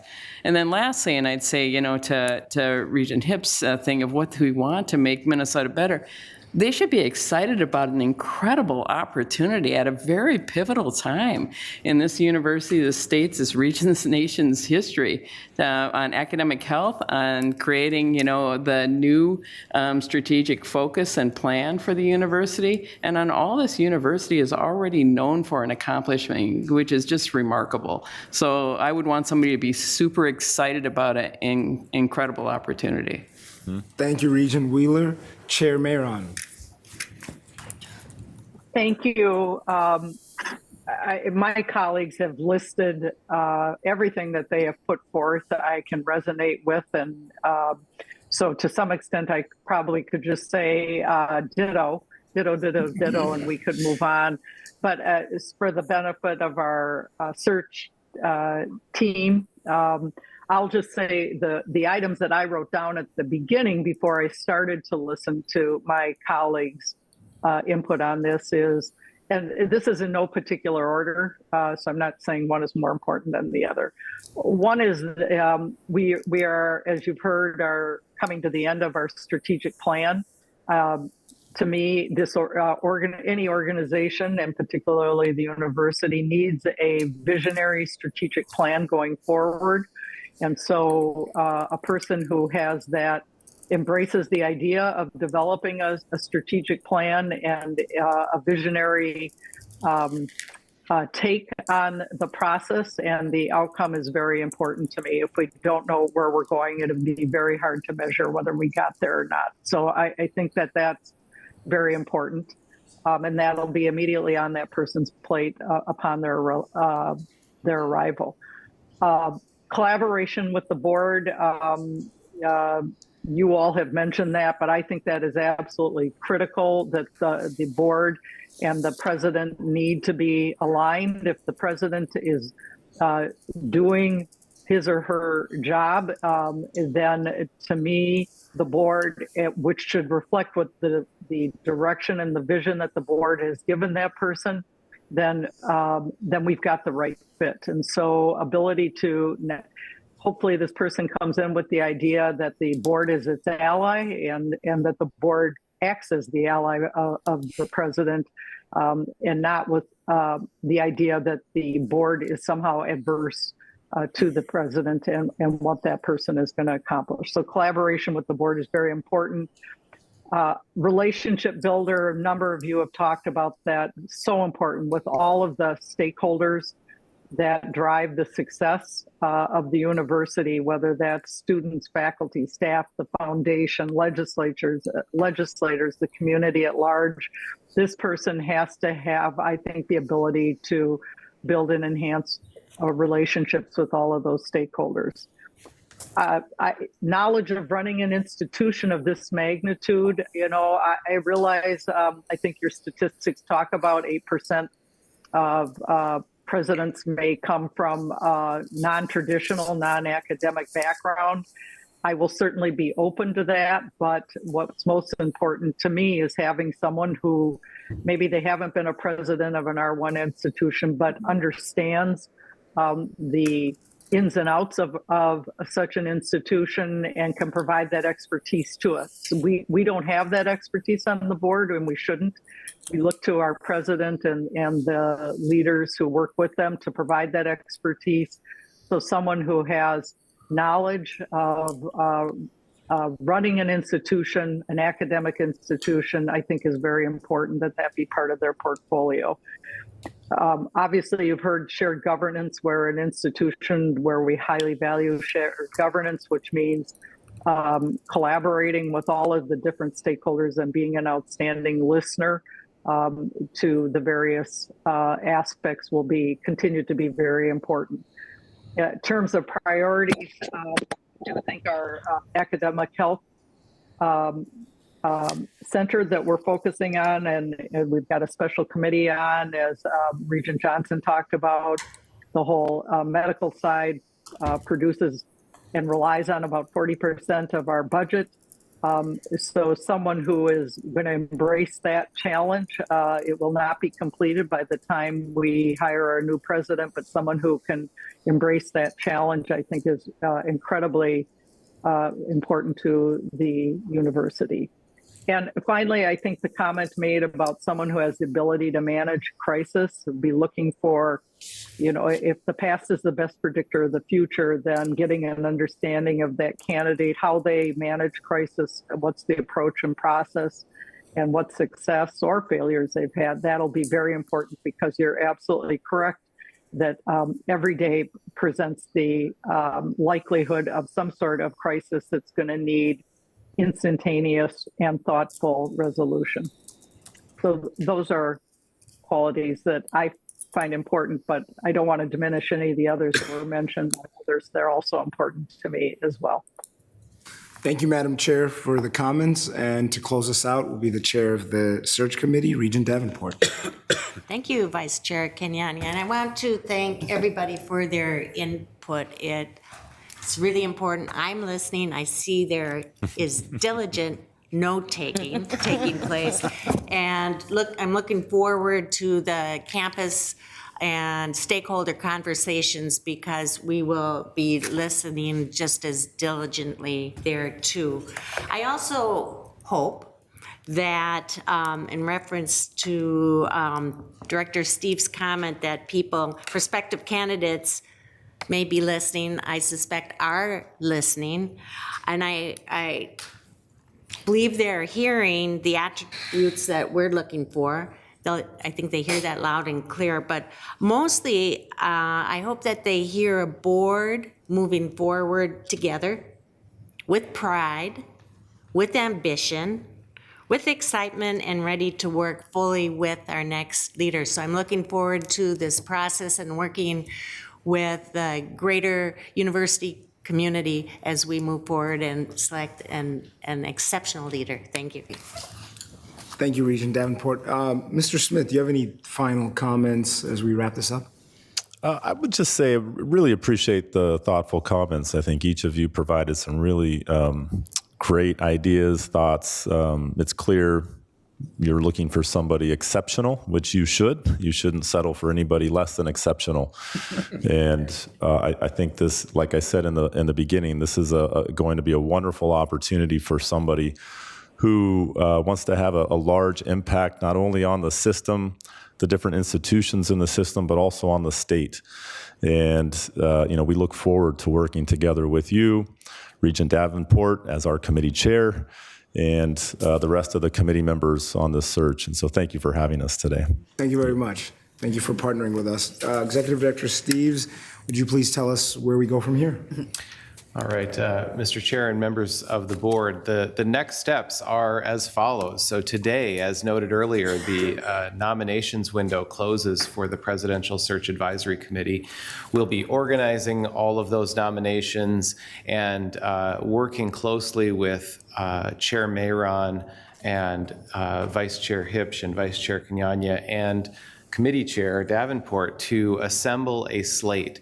It's difficult to try to capture in any small group of people the breadth and depth of this institution, but we're going to make an attempt. And so we will bring forward a slate, a recommended slate for your consideration and approval and your charge to them at the October meeting. And so between now and then, work will be done to build out that slate for your consideration. The other things that I'll just mention is that next week we anticipate another system-wide message about the search. We've been trying to set a tone of openness and communication throughout this process, and so we'll expect another message next week on that front that'll go to every person who has a university email address. So it goes system-wide. And we'll also be updating our website, the Presidential Search website, regularly, and so there'll be updates there as well. And then this conversation will continue in October. So a lot of that note-taking that was happening today, we'll attempt to begin sketching out and summarizing some of that and reflecting your words back to you so that in October you can look at that and have some additional reaction. One of the things that we talked about in governance and policy sometimes is the need to sit with a conversation for a while so that you can then reflect on it and react to it. And so that's exactly what we're going to be doing here, is having you reflect on this a bit and then see some of those words back and then be able to weigh in again with some additional thoughts. So that's what's next. Thank you, Mr. Steves. And I'll just note, again, to the university community, this conversation is half of what goes into the profile. Those listening sessions will be really important, and we'll put those together. With that, we will take a short break. It would have been 10 minutes, but I promised Regent Farnsworth to get him out by 1, so we'll reconvene in 5 minutes.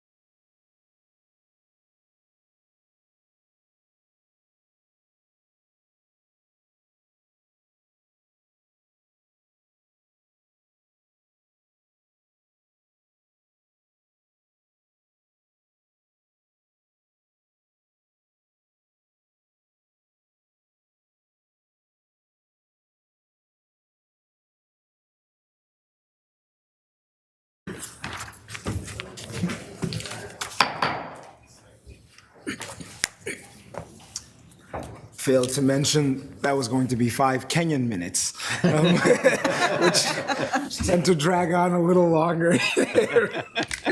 All right, we'll get back into our agenda. Really exciting item before us. Next is the annual report of the University of Minnesota Foundation. We're happy to have Kathy Schmidlkoffer, CEO and President of UMF. I'll let you jump right in. That's great. Well, thank you, and good morning.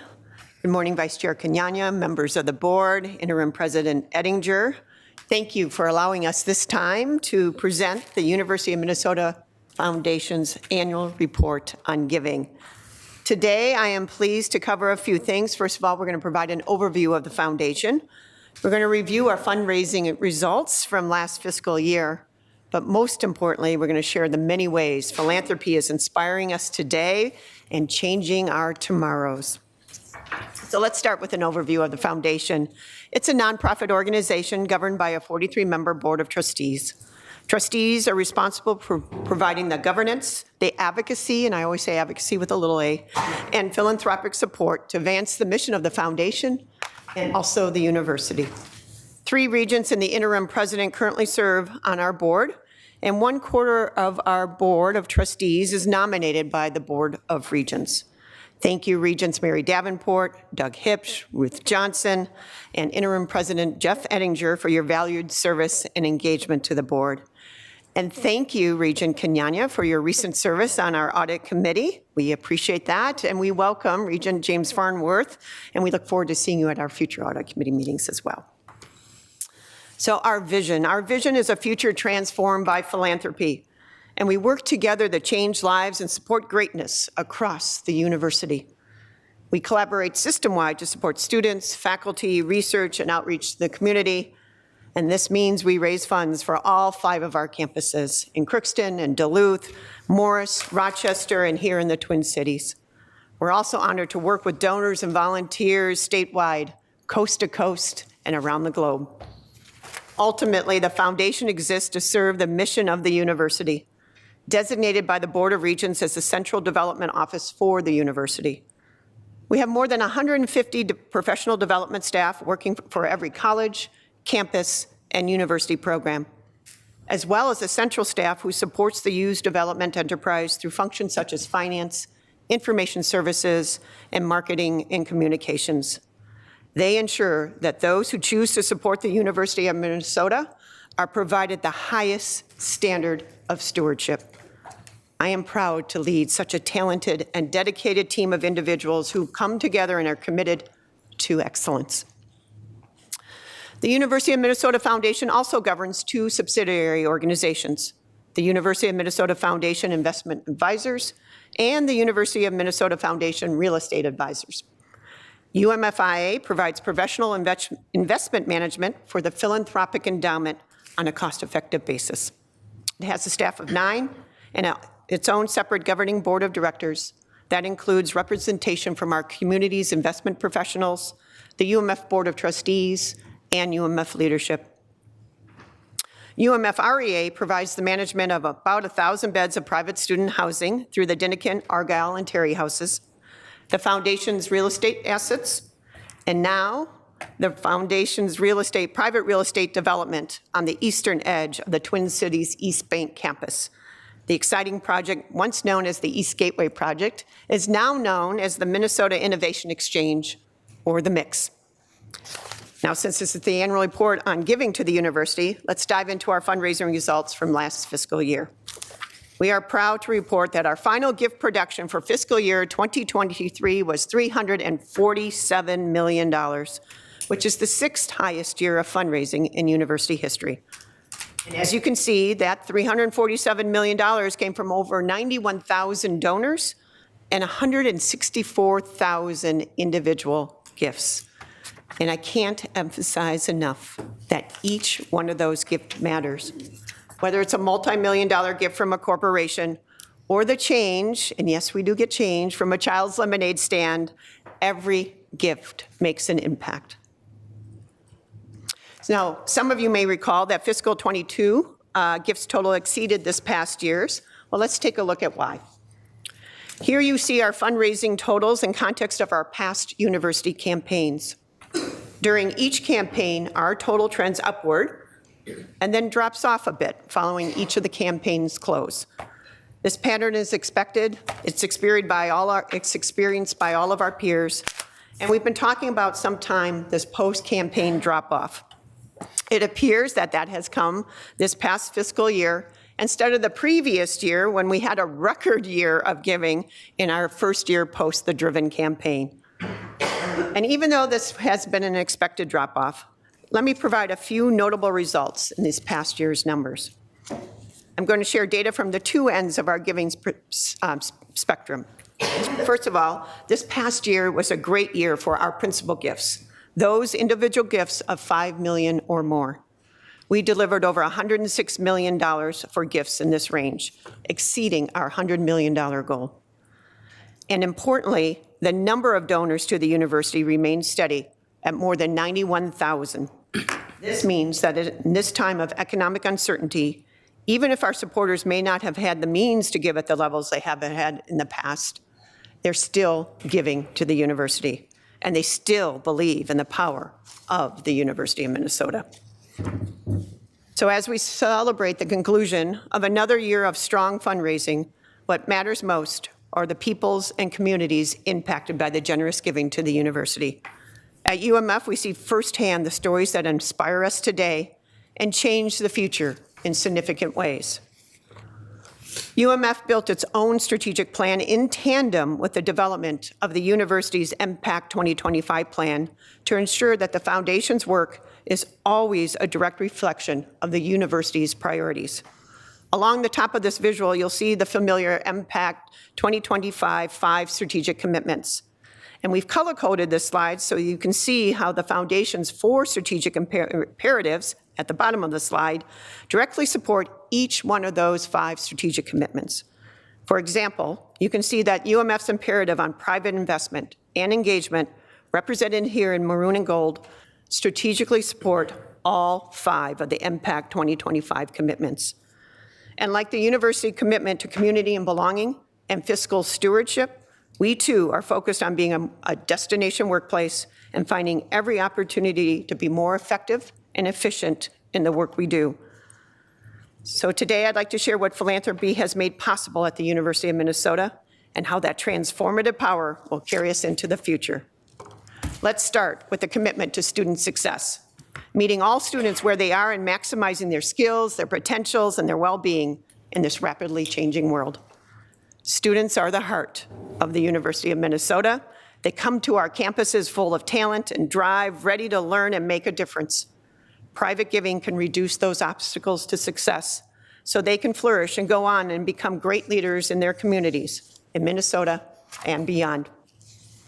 Ruth Van Gardner graduated in May with his master's in public policy, and he describes himself as an Afro-Trinidadian first-generation international student from the global South whose ambition knows no bounds.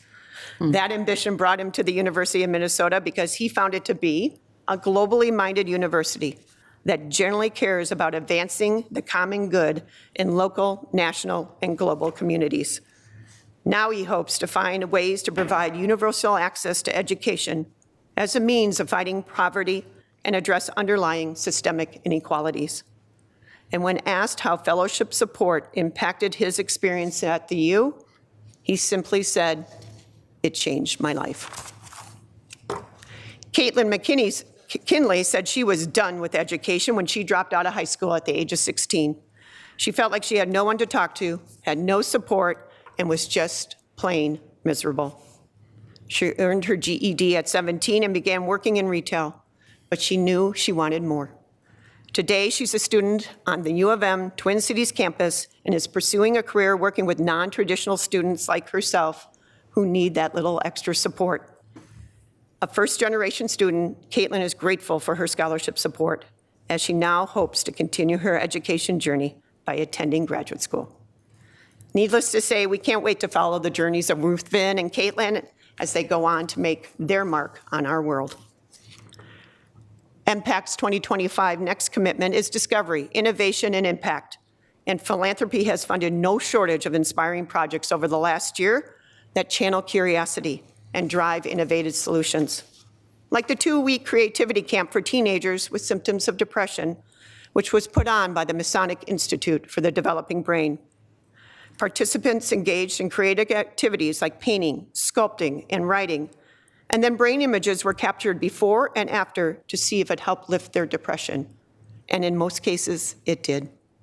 The teens' creative projects then went on display as an exhibit at the Weizmann Art Museum called The World Inside You, and even included the 3D models of the before and after brain scans. Or the exciting work happening on Lake Superior with the University of Minnesota Duluth, Professor Elizabeth Miner and her crew. This summer, they set sail to measure the impact of microplastics in the water. Why don't we take a look at the work they did?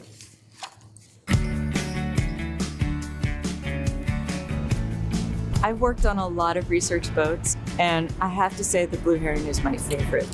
I want to do research. I'm dedicated to wanting to learn about what's going on. This is an amazing experience. Most people my age have not been on a research boat.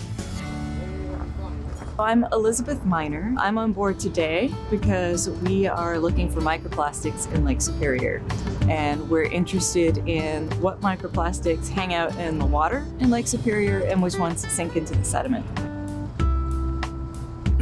We've heard about plastic pollution in the news lately, but we don't know to what extent it's around us right now. I really want to do my own part in helping clean up the pollution that we've caused and hopefully solve some problems along the way. So that's really why I'm here. I want to help preserve what we already have. Microplastics, if they are as inert as we would like them to be, might just cause false satiation if they're in the stomach. In other words, they make you feel full when you're not full if you've accidentally eaten a lot of it. They act a little bit like sponges in the water. And so they absorb chemicals that are in the water. The larger microplastics, if you eat them, kind of poop them out if you're a relatively large organism, but smaller plastics can cross gut barriers and can cross blood-brain barriers, and we don't know what they do when they're in an organism. So I work the Cascade Tower. So we have larger ships at the top, smaller ships at the bottom, catching 3 different size particles on this cruise, and then we bring them back to our lab for processing. They use visual microscopy, so I'm looking just in a microscope for the bigger size classes. And then we have to use further instruments for the smaller ones because we can't see with our own eyes. We really don't know if the toxicology tests that have been done are relevant to what's actually out in the real world. So that's what I'm hoping to do today.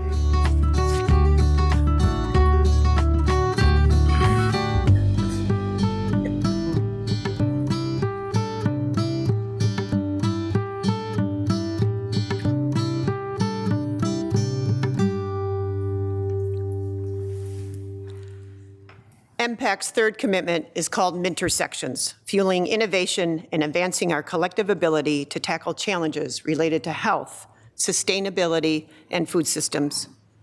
Minnesota is uniquely positioned to impact the world, and the private giving has helped the university students and researchers do just that. On the University of Minnesota Morris campus, recent graduate Cameron Berthroom partnered with the U's West Central Research and Outreach Center to bring awareness to its many renewable energy projects. Cameron created an innovative, self-guided tour of the area as part of a 3-month internship funded through private giving. And U of M Professor Hubert Lim recently helped develop a life-altering device for those who suffer from tinnitus or ringing in the ears. In a recent study, more than 80% who used the non-invasive device said their symptoms improved after 12 weeks, and they experienced sustained relief for a year after stopping treatment. Philanthropy supported the clinical trials that led to this new device's approval by the FDA this past May. MPAC's fourth commitment centers on fostering a welcoming community that values belonging, equity, diversity, and dignity in people and ideas. Jaden King is helping the university toward that goal by reviving the Ojibwe language. She's double majoring in American Indian Studies and Ojibwe in the College of Liberal Arts here on the Twin Cities campus. Her grandmother told her that when she was her age, college was impossible. It was so expensive, And it's not something people on the reservation did, Jaden said. She also added, it means a lot to me that someone wanted to give me a scholarship for my hard work. So after Colin, Jaden, a member of the Mille Lacs Band of Ojibwe and a descendant of the Red Lake Nation, plans to return to Mille Lacs. She'd like to open an Ojibwe immersion daycare center and write children's book in her native language. Community and belonging are passions of Lon Zalmers, who is a recipient of the University of Minnesota Scholarship in honor of George Floyd. Listen to their hopes for creating a safe space for mental health in the Black community. Hi, my name is Lons. I go by they, them pronouns, and I'm non-binary. When first introducing the idea of wanting to do therapy to my parents, she was like, what do you want to do that for? Not enough people are there for people to go to talk about it, especially minority groups. When I brought that up to her, she kind of sat there for a little bit, she processed, and she's just like, I think that's a good path for you. With the George Floyd incident, we saw police brutality again sweep through the Black community, and again, that generational trauma is getting uplifted again. With that, you see so many Black Americans specifically just having all these mental health problems and not going to get help for it.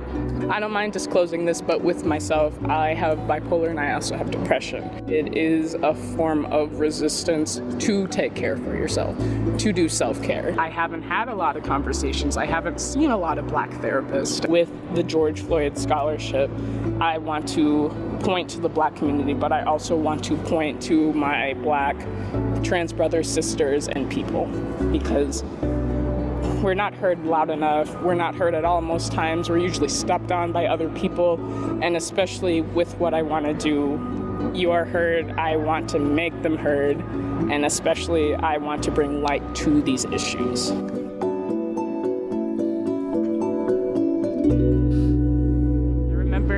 Like eating and like going through my email and saying, oh my God, you got the scholarship. And I remember just like dropping my plate on the table, just being like, oh my God, yeah. I was going through a lot of struggles right during that time. So it was kind of the thing that gave me a light kind of during the darkest days. That's cool. And we saved the most exciting topic for last, fiscal stewardship. All joking aside, the fundamental work of UMF is to ensure the stewardship of donors who give to the university, and by extension, UMF is obligated by our nonprofit status to be good stewards in order to promote access, efficiency, trust, and collaboration with so many and all of our constituents, including the state, students, faculty, staff, partners, and of course, donors.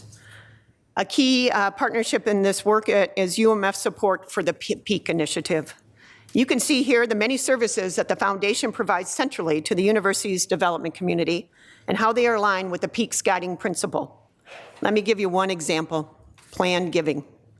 UMF provides central support to the entire university development community by providing highly experienced talent in the field of estate planning and trusts. Our planned giving team serves all corners of the university system, ensuring any individual college or campus can rely on our central resources to navigate this very specialized work with their donors. What you can see here then are the many other areas that UMF provides the central expertise and resources for the university-wide development community. So we look forward to leveraging the PEAK initiative to further evaluate ways in which we can support our development needs centrally and provide more efficient and effective outcomes for our cost to raise a dollar. And although not a record year in fundraising this year, we are incredibly proud that fiscal year 2023 was a record year in terms of disbursements to the university. Throughout the year, $263 million in private support was put to use across the university system to students, programs, research, and more. It's a privilege to represent the tens and thousands of donors who support the university's mission in such a tangible way, knowing that it is paving the way to a brighter tomorrow and helping to make possible the many stories that you've heard today. So to close, I'd like to share one final story of how the University of Minnesota impacted an entire family and how they've chosen now to pay it forward. It was the winter of 2008. I was 45 years old. I was in great health. but started having some digestive problems. I went to my local doctor here and kind of explained the symptoms and stuff, and he said, I think you're lactose intolerant. You might have, and so, right, what do I know? I'm not a medical professional.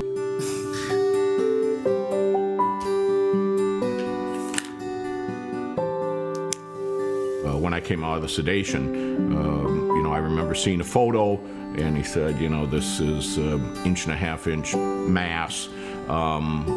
We did a biopsy, but I believe it's malignant just from looking at it, but we'll do the pathology.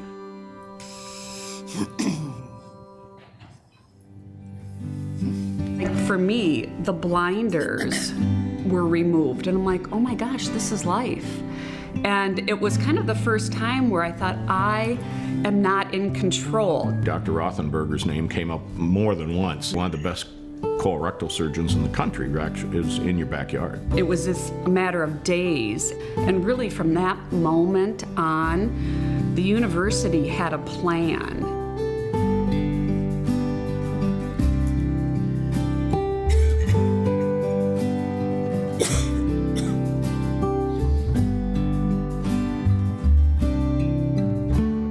I do have a real passion for, helping people.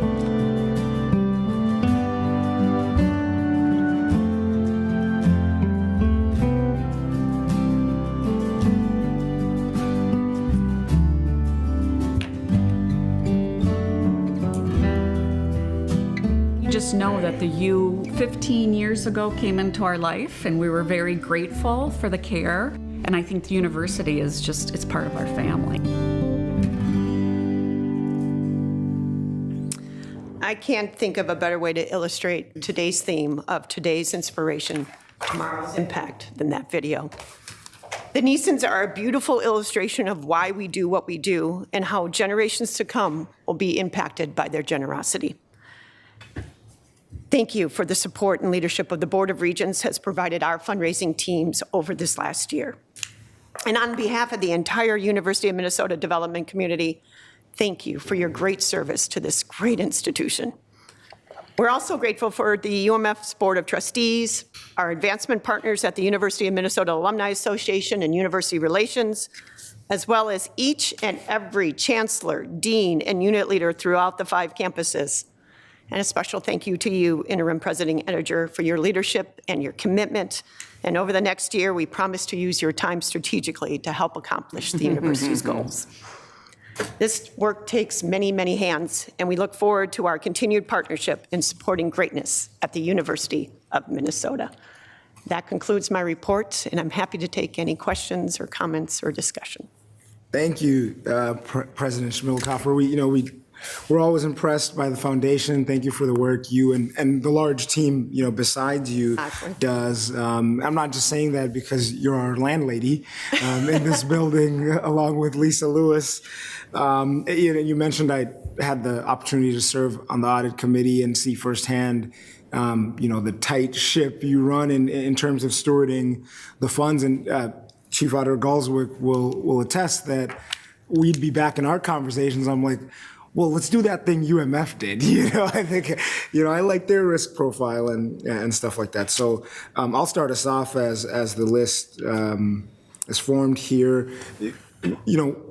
One of my takeaways is, okay, we didn't exceed FY22, but then, first of all, you gave us the context of that's coming off a campaign, right? We know the macroeconomic conditions. It's still the 6th highest year. The donor pool is stable in terms of the numbers, and the distributions to the university went up.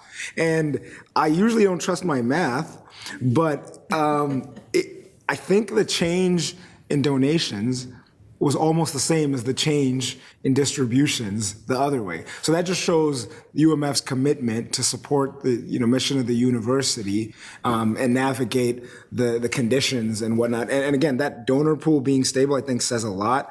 Was it 40% of donations were from alums? I'm actually surprised it's not higher because it just makes me wonder what touched those other 60, to give to the university. I mean, and obviously the last story, that's an example. Obviously, our clinical side is one way, but it shows that there's so many ways the university is touching people's lives, obviously by attending here, but it doesn't end there. So thank you. And with that, I will invite Regent Hipsch. Thanks, Chair Kenyanya. Every year, I know I'm going to cry at least once at the Board of Regents meeting. It's usually thanks to Kathy and her staff. So, No, I was on the verge of it as well. Okay. But, I mean, that story, that last story that we had, I think in the stories previous to that in your slides, there's thousands of those that you could tell every year. I mean, we could sit here all day and watch story after story after story. And I think you do your job very, very well, and your trustees do their job very well. And I appreciate all you do, and I have a lot of gratitude for that. And as more of our funding comes from private sources versus public, because public runs out of money and private seems to be able to generate more somehow, I don't know how, but I just think that, I guess my question is are we spending enough in our foundation and our alumni in generating gifts? As we know the next 20 years is going to have, I read something like $14 trillion changing hands and 4.5 trillion or something is going to go into foundations like ours. Are we aggressive enough, or should we be spending more during this time frame? I guess that's my question. And thank you for all you do. Vice Chair Kenyanya, Regent Hipsch, great question. I think if you would talk to myself or anyone else leading in the development community, we still see so much opportunity, so much upside. Some of it is the macro conditions that you remarked. We're still going to be in the highest wealth generation transfer coming up. We're in the middle of it, but we still have many, many, many years looking at it ahead of it. So we want to be there to make sure that we are, an area of giving that people really think about. And, Vice Chair Kenyanya, you brought up that 40 to 50% of our donors are our alumni, which we celebrate every day. But we not forget that 50% aren't connected to this institution because of their reason of going to school here. So they find other reasons why this university is doing great things, whether it's here or globally. And so our job is to continue to work to spread the great news and the great stories and lift up the stories of this institution to even ever increase fundraising. Are we spending enough? Well, I think that's a great question. Our biggest measurement is cost to raise a dollar. We know when we do benchmarking amongst our peer groups, we're solidly in the middle. So we think we're pretty efficient at what we do, but we also know that we can probably at certain times spend a little bit more to put that up. And that'll happen through campaigns. At the early stages of the campaign, our cost to raise a dollar was a little bit higher. And as we grew the scale of fundraising, that cost to raise a dollar came right back in, doing what it should have done in terms of growing that scale for us. Thank you. Thank you, Regent Hipsch. Regent Wheeler. Yeah, well, I can't help myself. I am just so grateful for what this foundation, what your leadership has done, what your team has done, how it's performed over the years and the lives it's touched. So now I'm going to get close to tears too, because I'm one of those people who served on the foundation for 6 years, and I got to see up close and personal how well they do their work and how much it matters to so many. And then my daughter died unexpectedly 2 years ago. And 2 days after she died on a Sunday night, Kathy answers the phone and a scholarship set up in her name. And because of the love and generosity of many others, now we have scholars that have my daughter's name attached to futures that they wouldn't have. So the meaning of your work is remarkable. And I am among the hundreds who thank you.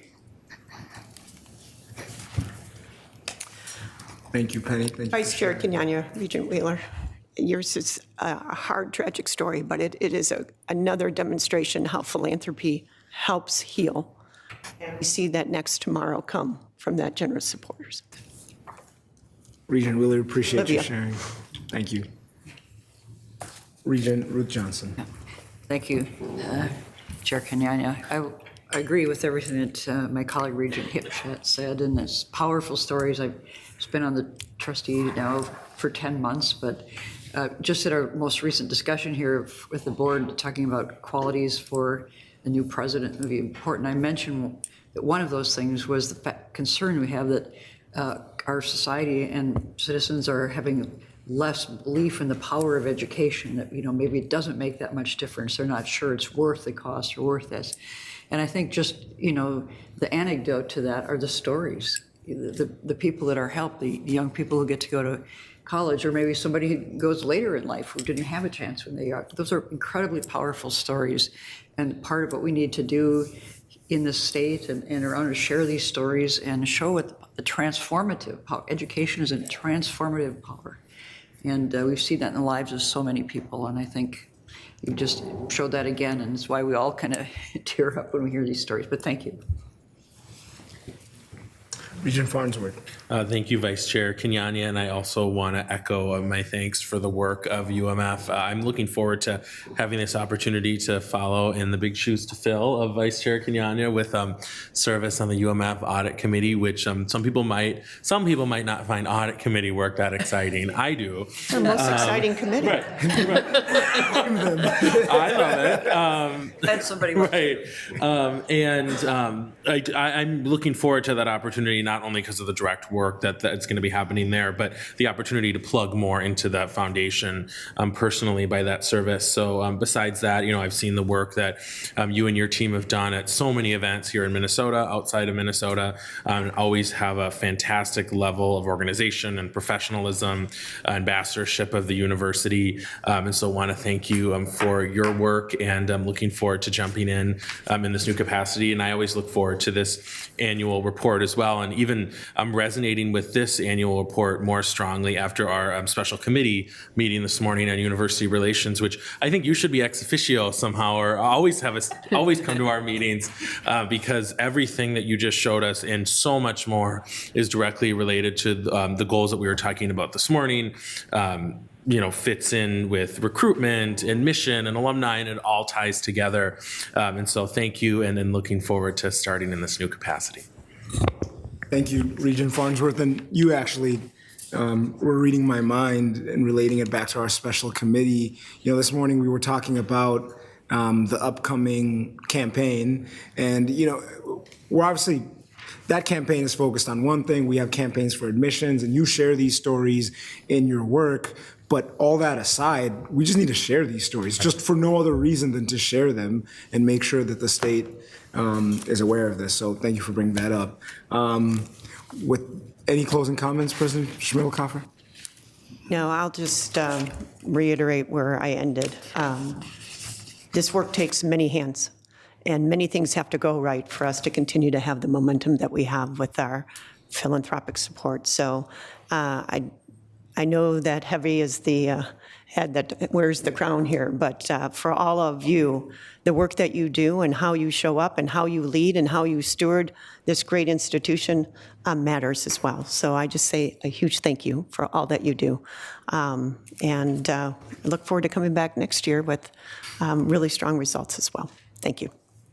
Thank you very much, and pass our thanks to the full team as well. Absolutely. We'll show them. We'll take out little snippets for them. Okay. All right. Thank you. Yeah, appreciate it. With that, we'll turn to item 8, public safety update. As Senior Vice President Franz comes up, I'll pass it over to President Ettinger to provide opening remarks. Thank you very much, Vice Chair Kenyanya and members of the board. Ensuring safety on all of our campuses continues to be a top priority of our team. We are unwavering in our commitment to the safety of every U of M student, staff member, faculty member, and visitor. We approach safety as a collaboration between the university and many partners, and this is especially true here on the Twin Cities campus. A good many of those partners were present last night at a campus safety partners reception that the board sponsored downstairs. They included many elected officials, representatives from the Minneapolis Police Department and other law enforcement agencies, county attorneys Mary Moriarty from Hennepin County and John Choi from Ramsey County, and many other campus and neighborhood partners. It was really a wonderful chance to celebrate our collective engagement and support for each other and to recommit to our partnership. I also benefited from attending my first Strategic Safety Advisory Committee meeting for the Twin Cities campus on Wednesday. Thanks to the state investment from last year's session, the University of Minnesota has accelerated projects throughout all of our campuses to maintain and replace security equipment and to hire police officers and security personnel. Some of these investments were highlighted to me during my recent visits to Morris, Crookston, and Duluth. On the Twin Cities campus, we have also completed projects such as the new turnstiles at Pioneer Hall, locks on all dorm bathrooms, and additional U-Card access readers on buildings. At this time, I'd like to turn the presentation over to Senior Vice President Myron Franz for more on the public safety update. Senior Vice President. Thank you, Chair Kenyanya, and thank you, President Ettinger. I want to also underscore your comments about the event last night. It was truly rewarding to see those people from across the community, local neighbors, parents, the law enforcement folks and other folks in the system come together, because it is truly again, in one of these areas where it takes everyone to participate. And we've said this time and time again, but safety is everyone's concern. So we really appreciate that focus. One of the things we've been trying to do this last summer is to dedicate a lot of time to figuring out the right strategies for this upcoming school year that we've now started. And we have been working on a range of strategies for our faculty, staff, and students who have returned to all 5 campuses this fall. We welcome them all back. And at the core of my preparation, or our preparations for this fall, was a steadfast commitment to the safety of every member of our community. This involved careful planning and collaboration to do everything we can to promote safety so students can focus on their studies and campus life. I'd like to spend the next few minutes reviewing our back-to-school safety plans and updating you on some other important safety topics. I'll start with our back-to-school safety planning on the Twin Cities campus, where we welcomed nearly 68,000 new and returning students this week. To prepare for increased activity on and around campus, the University of Minnesota Police Department has allocated overtime to support the police department, the Minneapolis Police Department, and in the Dinkytown area. The State Patrol, Hennepin County Sheriff, and the Metro Transit Police will provide extra patrols on and near campus. We really want to give a shout out to the members of the UMPD who take on overtime again and again and again, and it's tiring and it's hard, but they're always there to serve on our behalf. This extra police presence, we think, will help prevent and respond quickly to harmful activities.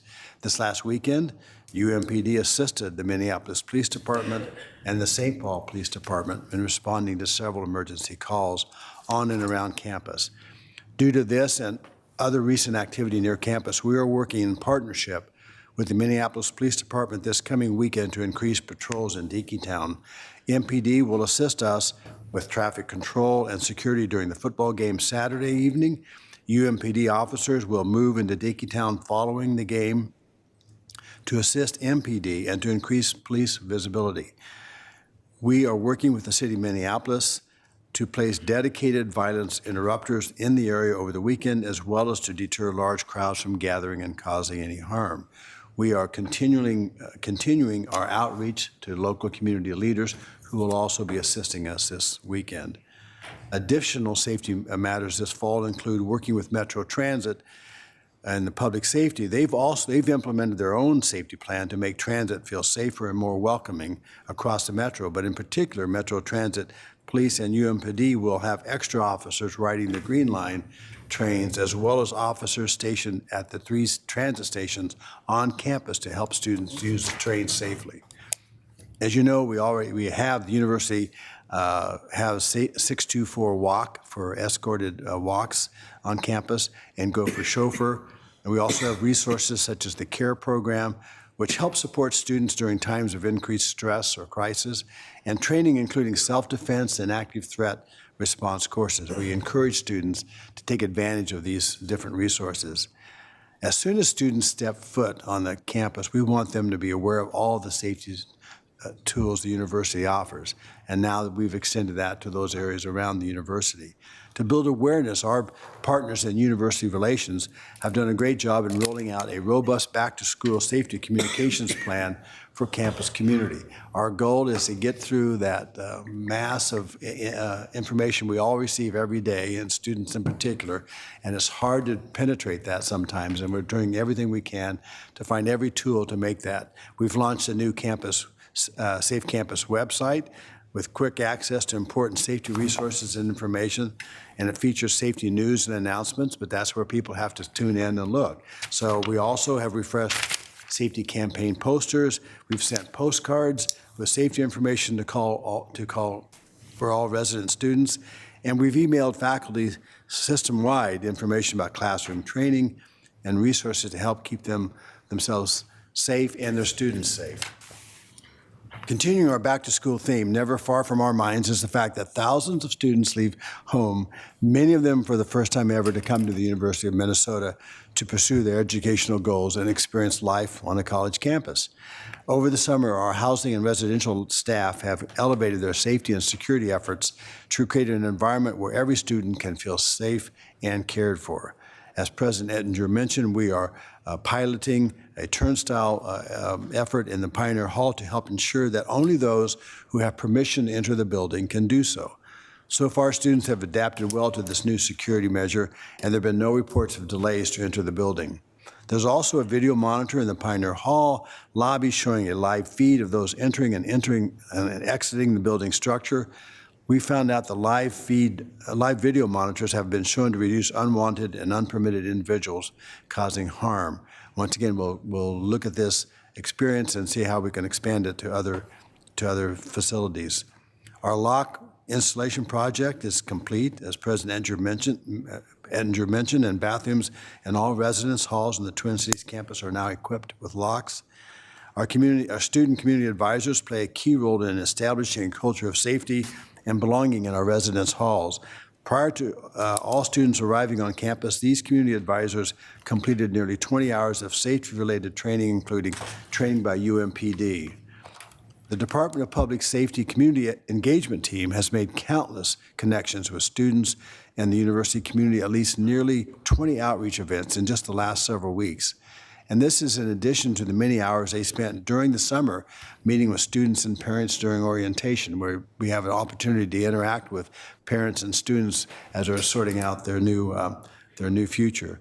These are dedicated resources that we have for listening, engaging, and responding to university community members on the Twin Cities campus. The community engagement team, along with students, parents, and members of the Marcy Holmes neighborhood, have begun twice weekly safety walks in Dickeytown and the surrounding neighborhood. So on Thursday and Saturday nights, groups spend hours walking together, picking up trash, talking to those in need, and being a positive presence on the streets.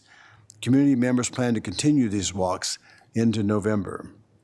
The Department of Public Safety has continued their consultation about building access with building and facilities leads across the system.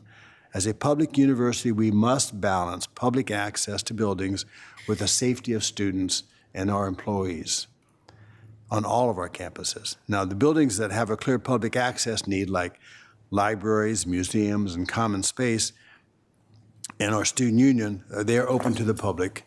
But today, about 95 buildings on the Twin Cities campus are accessible only with a U-card. We are updating building access infrastructure in an additional 20 buildings to make them more secure. We continually review and assess our building access, and we may add more U-card access-only buildings over time. We have reminded students, faculty, and staff to always carry their U-card. We've also begun to replace outdated security cameras. As President Ettinger mentioned, we are engaged in a robust plan, thanks to the funds from the legislature, to increase our building access equipment across all systems and all campuses. This one-time allocation of $8 million over 2 years is going to greatly help us accelerate this work to make security much more state-of-the-art.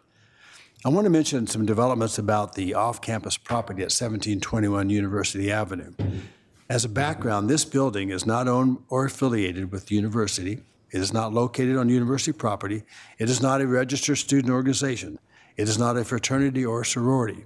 The property is owned by the Students Cooperative, Inc., a cooperative established to provide affordable housing, a laudable goal. But as we know, over the last year, the university has worked with the co-op, city officials, law enforcement, legal entities, and others to stop the criminal activity that was taking place at this residence. The residents who were non-students were evicted. About a year ago, the building was closed for occupancy, security was restored, and now the co-op has been working to clean up and reopen the building. We have worked closely with the Minneapolis City Council and Business Licensing Department to include 8 conditions in the co-op's license to operate. 3 of the key conditions are 75% of the tenants must be students or staff at an accredited college or university. Number 2, tenants must pass a background check before any lease is finalized. And number 3, all tenants must have a signed lease. Yesterday, the Minneapolis City Council voted to approve these operating conditions. Prior to opening, the property must pass inspections by the health department in the city of Minneapolis. UMPD has paid close attention to the progress of the property as it has been under construction and is on alert for any potential issues that may come up. The City of Minneapolis License Departments will notify us as soon as those inspections have been completed and hold has been released on the co-op's license. The Office of Sorority and Fraternity Life is in close contact with the leaders of the fraternities adjacent to the 1721 property to provide ongoing support. You may have heard me say several times that we think safety in every sense of the word. Cybersecurity is another important aspect of that work, especially in today's digital world. I want to mention a few updates in light of recent news you may have heard about data security at the university. We investigate issues with data security immediately and fully and are committed to keeping the community informed as additional relevant information becomes available. To the extent any sensitive personal data is improperly accessed, we notify affected individuals and provide resources to help protect them against misuse of their information, as required by federal and state law, university policies, and in accordance with our obligations to the university community. As a top 10 public research university, our laboratories and research teams are busy. Their research activity also means there are sometimes spills or other incidents in our buildings. To ensure safety, the university has a robust plan system-wide to train faculty and staff, inspect research facilities, and respond to any research-related incidents on campus. Health, Safety, and Risk Management offers over 60 safety-related courses and follows up on all research safety incidents. Our Health, Safety, and Risk Management team also work closely with research leaders and lab managers system-wide to ensure proper protocols are followed and safety standards are met. They also host hundreds of fact sheets, templates, and plans on their website for quick access when needed. Prior to the beginning of classes, we sent a safety preparedness resource to faculty and instructors system-wide that highlighted lab safety, among other emergencies, to review and share with our colleagues and students, especially our new students. Unfortunately, with the air quality index in many parts of Minnesota often hovering in unhealthy ranges due to wildfire particulates and high levels of ozone, we felt it was important to develop a plan to modify campus operations due to poor air quality if necessary, and we have communicated it to supervisors system-wide. As a result, we worked to amend the weather thresholds appendix on the university's campus and building closing policy system-wide to account for unhealthy air quality. The system-wide policy now allows for the consideration of the need to alter campus operations, which could include reducing or canceling outdoor activities, moving to reduced operations, or recommending additional protective measures, including guidance for reduced operations if the air quality index is predicted to be very high or hazardous. Over the summer, the Department of Emergency Management hosted a number of emergency preparedness training sessions across all 5 campuses. These drills and simulations help us to plan for catastrophes we hope never happen. For example, just last month, the Cookson campus Emergency Operations Center participated in a simulated cyber attack drill, and the Department of Emergency Management, in partnership with University Relations, hosted a tabletop exercise for communication leaders across the system to practice responding to an active threat on campus. This fall, the Department of Emergency Management will host a tabletop exercise simulating a major power failure on the Twin Cities campus. We conduct these drills every year as part of the university's Impact 2025 safety plan and Clery federal requirements. Earlier this year, the Met Council identified the source of the petroleum leak in the sewers last summer, and we now know it originated several miles from the university. Over the last year, we have cooperated with the Met Council to monitor this infrastructure as well as our own and develop a preparedness plan to avoid similar situations, including installing a 24/7 monitoring system in sewers near the university to watch other spills. Who thought we were going to have to do that? In July, the Met Council conducted a test in the sanitary sewer system along University Avenue. The test involved pushing simulated smoke through the sewer pipes to evaluate how air flows through the sewers to identify and prevent issues that could affect the safety of our community. We appreciate the partnership with Met Council and will continue to work together to prevent safety issues, security issues and safety issues. I think this is a great idea for a PhD dissertation process myself.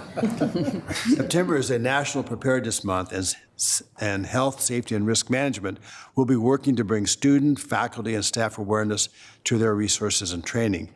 Just this week, the Unit of Health, Safety, and Risk Management rolled out their first in a series of emergency preparedness videos. These videos will help be accompanied by more in-depth training available in the training hub for students, faculty, and staff system-wide.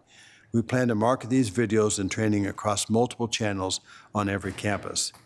But before I conclude, I want to give a shout out to our teams, especially the Department of Public Safety and our Health, Safety, and Risk Management Department. They work tirelessly every day in the name of safety for our entire campus community. I want to thank them and thank you, Mr. Chair, for the opportunity to review these issues. Thank you. Thank you, Senior Vice President, for the comments. Anything additional, Mr. President? All right, with that, I will turn to committee members for discussion. Regent Hibbs, Vice Chair Hibbs. Thanks, Chair Kenyanya. Last night's meeting was excellent, and I just, a kind of reoccurring theme that I heard was unsolicited comments from people that really think you're doing a good job in your role. So thank you for all you do.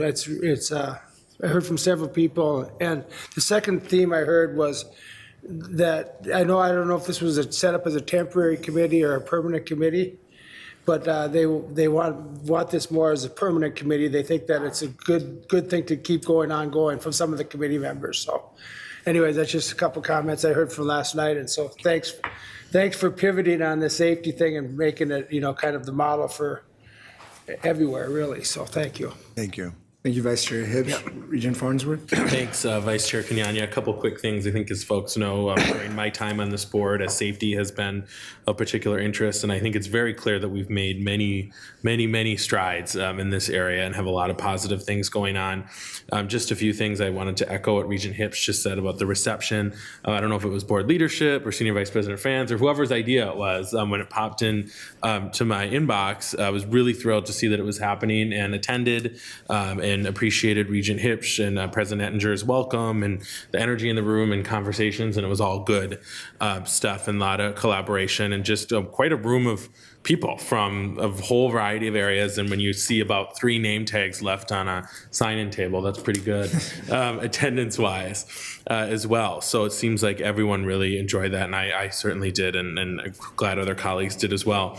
I had a chance to see the turnstiles at Pioneer Hall up close and personal last week, and thought that was really great, and saw students using them, and think that that's a great model for the rest of our residence halls or other places as appropriate. So wanted to compliment you on that. Great update on 1721, which was a really difficult situation for us, and I don't know what the precedent is of an organization or institution like ours having that kind of direct influence on a business license thing. That kind of gets into some technicalities that I don't have as much experience with, but I feel like that effort by the Minneapolis City Council yesterday is significant and good for us, and something that I'm really glad you updated us on, and is just a win that we should be celebrating. And then you had mentioned the safety walks, and I also wrote down ride-alongs. I would encourage other colleagues who haven't had the chance to do a ride-along with UMPD here on the Twin Cities campus, or Safety Walk. To do that, I've done both of those and thought they were really valuable opportunities, and would love to go on a Safety Walk with other regents, as long as we don't have a quorum issue on the Safety Walk. But you know, if people like to know that someone else is going or whatever, would always welcome those opportunities. I know some of us have more of a geographical advantage for those opportunities than others, but for instance, right after the football game on Saturday, there's a Safety Walk. Would be a great opportunity to do so. And then just end on the community engagement front, having a chance to follow UMPD here in the Twin Cities on social media. I was around when the community engagement team started, and then seeing what they're doing. Nick and crew is out there constantly doing stuff. I feel like in the last week alone, there was a ton of things going on, but before that, direct student engagement, neighborhood engagement, on all fronts with important constituencies. I think we're really going above and beyond on that front. So wanted to call out the UMPD community engagement team in particular for really being out there. And I think, well, I, again, haven't researched this fully, but I would say being a model campus police department for what other institutions should be looking at, and was just so thrilled to see all of the UMPD members in particular yesterday and at the reception and hear from them and have a chance to celebrate their work a little bit as well, because I think formal presentations are important, but being able to celebrate what all these folks are doing for us, like in a venue last night, is really important. So thank you. Thank you, Regent Farnsworth. And just point of clarification, we can meet a quorum. We just have to invite everyone else to join us on the Safety Walk. Great. Wow. Love it. I see no issue there. Regent Turner. I'd like to touch on something, if you could pass off, or if they're listening, to the university police. I spent quite a bit of time with those officers and the chief, et cetera. And one thing that I really, really appreciated, and I would love to say publicly to them again, is they described how they are often called to the emergency room at the East Bank, and how they respond to specifically nurses that have been attacked for one reason or another. This has been a skeleton in our closet of the nursing profession for forever, and a lot of times nurses in the past have not felt like police departments take them seriously when they, have been hurt violently at work. And to hear all the officers that I talked to say, "Oh my gosh, we take the time to do the paperwork and all that." That has not been the case, folks. And so this was in this fight to make my profession, the nursing profession, safer has been something I worked at for over a decade. And so to hear this, their attitude towards this and taking the medical staff's complaints seriously, taking the time to do the paperwork, I told them over and over again how much I appreciated that. And I'd like to hopefully they hear this, because once again, that is huge. Thank you, Regent Turner, for sharing. Appreciate that. Seeing no further comments, Senior Vice President, thank you for the update. I would echo the same sentiments about yesterday's gathering. I spoke with Mr. Peck, which I think most of us are familiar about, and just to quote him, he said, "What a difference a year makes." And I'd just like to clarify, that's not on the front of the initiatives we were doing, just maybe how we're doing it and the communication and collaboration, because the work was certainly already there. So appreciate the update. And then just a comment, not a question for now. I know we had been having these discussions in tandem with the MSAFE initiatives, and this is certainly became a priority and is a priority down the line. I think the board will benefit from revisiting that conversation and seeing, I think we accomplished a number of the things there, and then others were in progress. So just a comment. Thank you very much. Thank you. With that, we will turn to report of the committees. Let's begin with the report of the Audit and Compliance Committee. Regent Farnsworth. Thank you, Vice Chair Kenyanya. The Audit and Compliance Committee did not consider any action items this month. In addition to the committee's work plan for the year, we discussed 3 other items. First, the committee heard about updates to the institutional risk profile from Associate Vice President Bonison and Matt Ryerson, Senior Manager with Baker Tilly. The committee provided feedback on the updates and looks forward to future engagement or further engagement as this important piece of our enterprise risk management continues to evolve and be used by the administration. In our second item, Chief Auditor Galswick provided an overview of the internal audit process. The committee heard about the various auditing activities at the university, with a particular focus on the approach and processes used by our Office of Internal Audit. This was helpful context as new and returning committee members began our work together. And then finally, the committee reviewed proposed amendments to the Office of Internal Audit Charter. Those amendments align with recent changes made to board policy and will return for action in October. I'll add, as my first meeting as chair and this first meeting as a committee member, really appreciate Chief Auditor Galswick's work, OBR support, all of that. I've ad-libbed a little bit. I won't do it again in the future. Thank you, Vice Chair Kenyanya. That concludes my report. Regent Farnsworth, that is your report, so feel free to ad-lib. Thank you for that. We'll turn to the Mission Fulfillment Committee. Regent Ruth Johnson. Yes, the Mission Fulfillment Committee had 1 action item this month. The committee voted unanimously to recommend approval of the consent report, which includes the conferral of tenure. I move approval of the revised consent report. All right, the consent report has been moved. All those in favor, please signify by saying aye. Aye. Aye. All those opposed, say no. The motion carries. Regent Johnson, any additional committee business? Thank you, Vice Chair Kenyanya. That concludes my report. All right, moving on to the Finance and Operations Committee. Regent Hipsch. Thank you, Chair Kenyanya. The report of the Finance and Operations Committee includes 2 items this month. First, the committee voted to recommend approval of the sale of approximately 280 acres in Rosemount at Umore Park. I move approval of the real estate transaction. Thank you, Regent Hipsch. I will note that Regent Verhalen is recusing herself from the vote and associated discussion. With that note, are there any discussions on the motion? Seeing none. All those in favor of approving the real estate transaction, please signify by saying aye. Aye. Aye. Aye. Those opposed say no. No. No.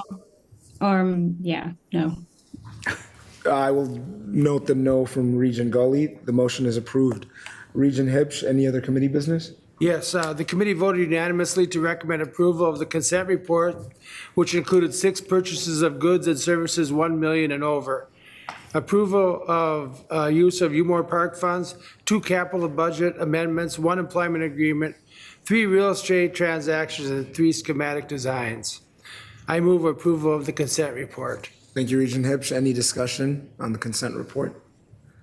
Seeing no discussion, all those in favor, please say aye. Aye. Aye. All those against say no.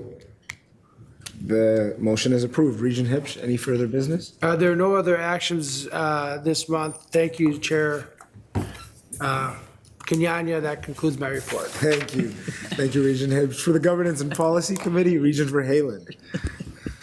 The Governance and Policy Committee acted on 1 item this month after converting the item from review to review and action, given the board's previous conversation on the topic and because the changes deal with an internal board process.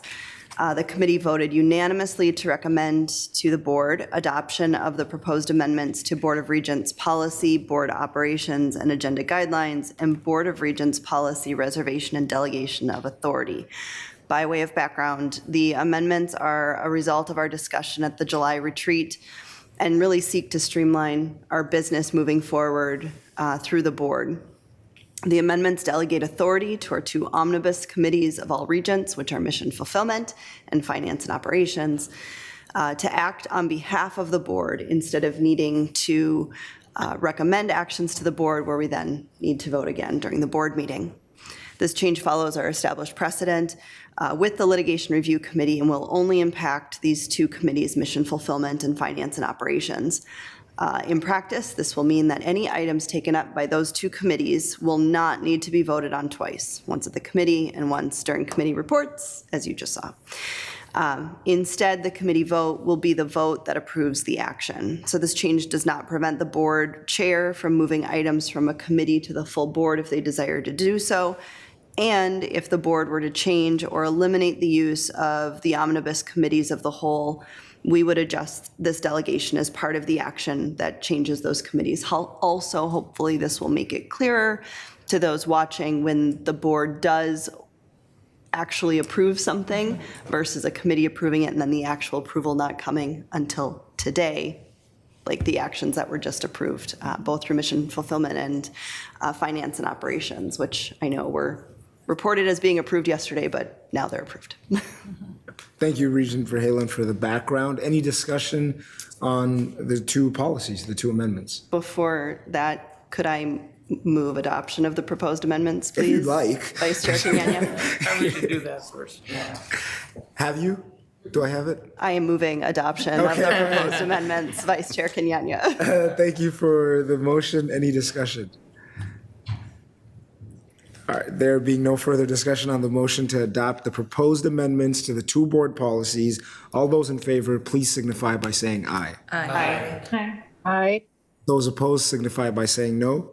The motion is approved. Regent Verhalen, any other committee business? Thank you, Vice Chair Kenyanya. In addition to the review of our work plan for the year and the information items, the committee held our first discussion on the board's committee structure. The discussion provided us with context of past structures and led to great initial conversation, which will help inform our future agenda items on this topic, with more to come to the board as we continue those discussions. So the committee's next discussion in October will focus on the specific committee portfolios, so the topics that these committees undertake when they meet. Thank you, Vice Chair Kenyanya. This concludes my report. Thank you, Regent Verhalen.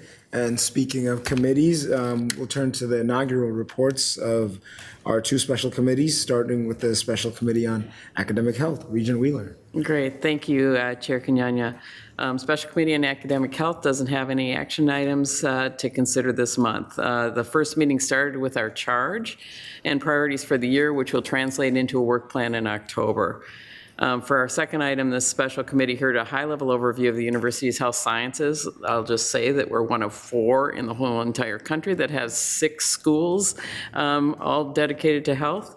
And we're looking forward to holding a special meeting later this fall with all 6 deans participating, and the Office of Board of Regents will certainly invite any members, in addition to those committee members who wish to attend from the Board of Regents. Vice President Toller and Senior Vice President Franzen provided the special committee with a summary of the governor's task force, as was discussed earlier in the meeting, that ensures nation-leading health professional education. And the special committee offered some initial thoughts on what we hope that task force will accomplish. Finally, the committee reviewed the academic affiliation agreement with CentraCare. I think I can well speak for everybody to express how excited we are with the possibilities of that partnership and how it addresses rural healthcare shortages. Thank you, Vice Chair Kenyanya. That concludes my report. Thank you, Regent Wheeler. I walked by after our committee concluded. It was standing room only in there, so a very popular committee. And finally, the Special Committee on University Relations. Regent Tauyurave. Thank you, Vice Chair Kenyanya. The Special Committee on University Relations did not consider any action items this month. The Special Committee started our first meeting by reviewing our charge and discussed our priorities for the year. Before the October meeting, we will create a work plan for the year, and I would welcome the input of other regents who were not on the committee but might have things that you want us to consider as a part of our work plan. For the second item, Chief Marketing Officer Ann Aronson outlined the strategy and approach for the 2023-24 system-wide reputation marketing campaign. The committee heard about the importance of reputation marketing and how the campaign will connect Minnesotans to the university and its work, and it was very impressive, and I understand it was short term in terms of getting in. It was very inspiring, so I hope you all look forward to that. Finally, the special committee was introduced to the university's new system-wide executive director for government and community relations, Melissa Lopez-Franzen. I am sure I speak for the committee in expressing our welcome, and we look forward to working with her to advance the university. Thank you, Vice Chair Kanyanya. That concludes my report. Thank you, Regent Talyurabe. That concludes the committee reports. Old business. Is there any old business to come before the board? Seeing none. New business. Is there any new business to come before the board? Seeing none as well. Thank you, colleagues, staff, faculty, students, and everyone for your role at the university. There being no additional business before the board, this meeting is adjourned.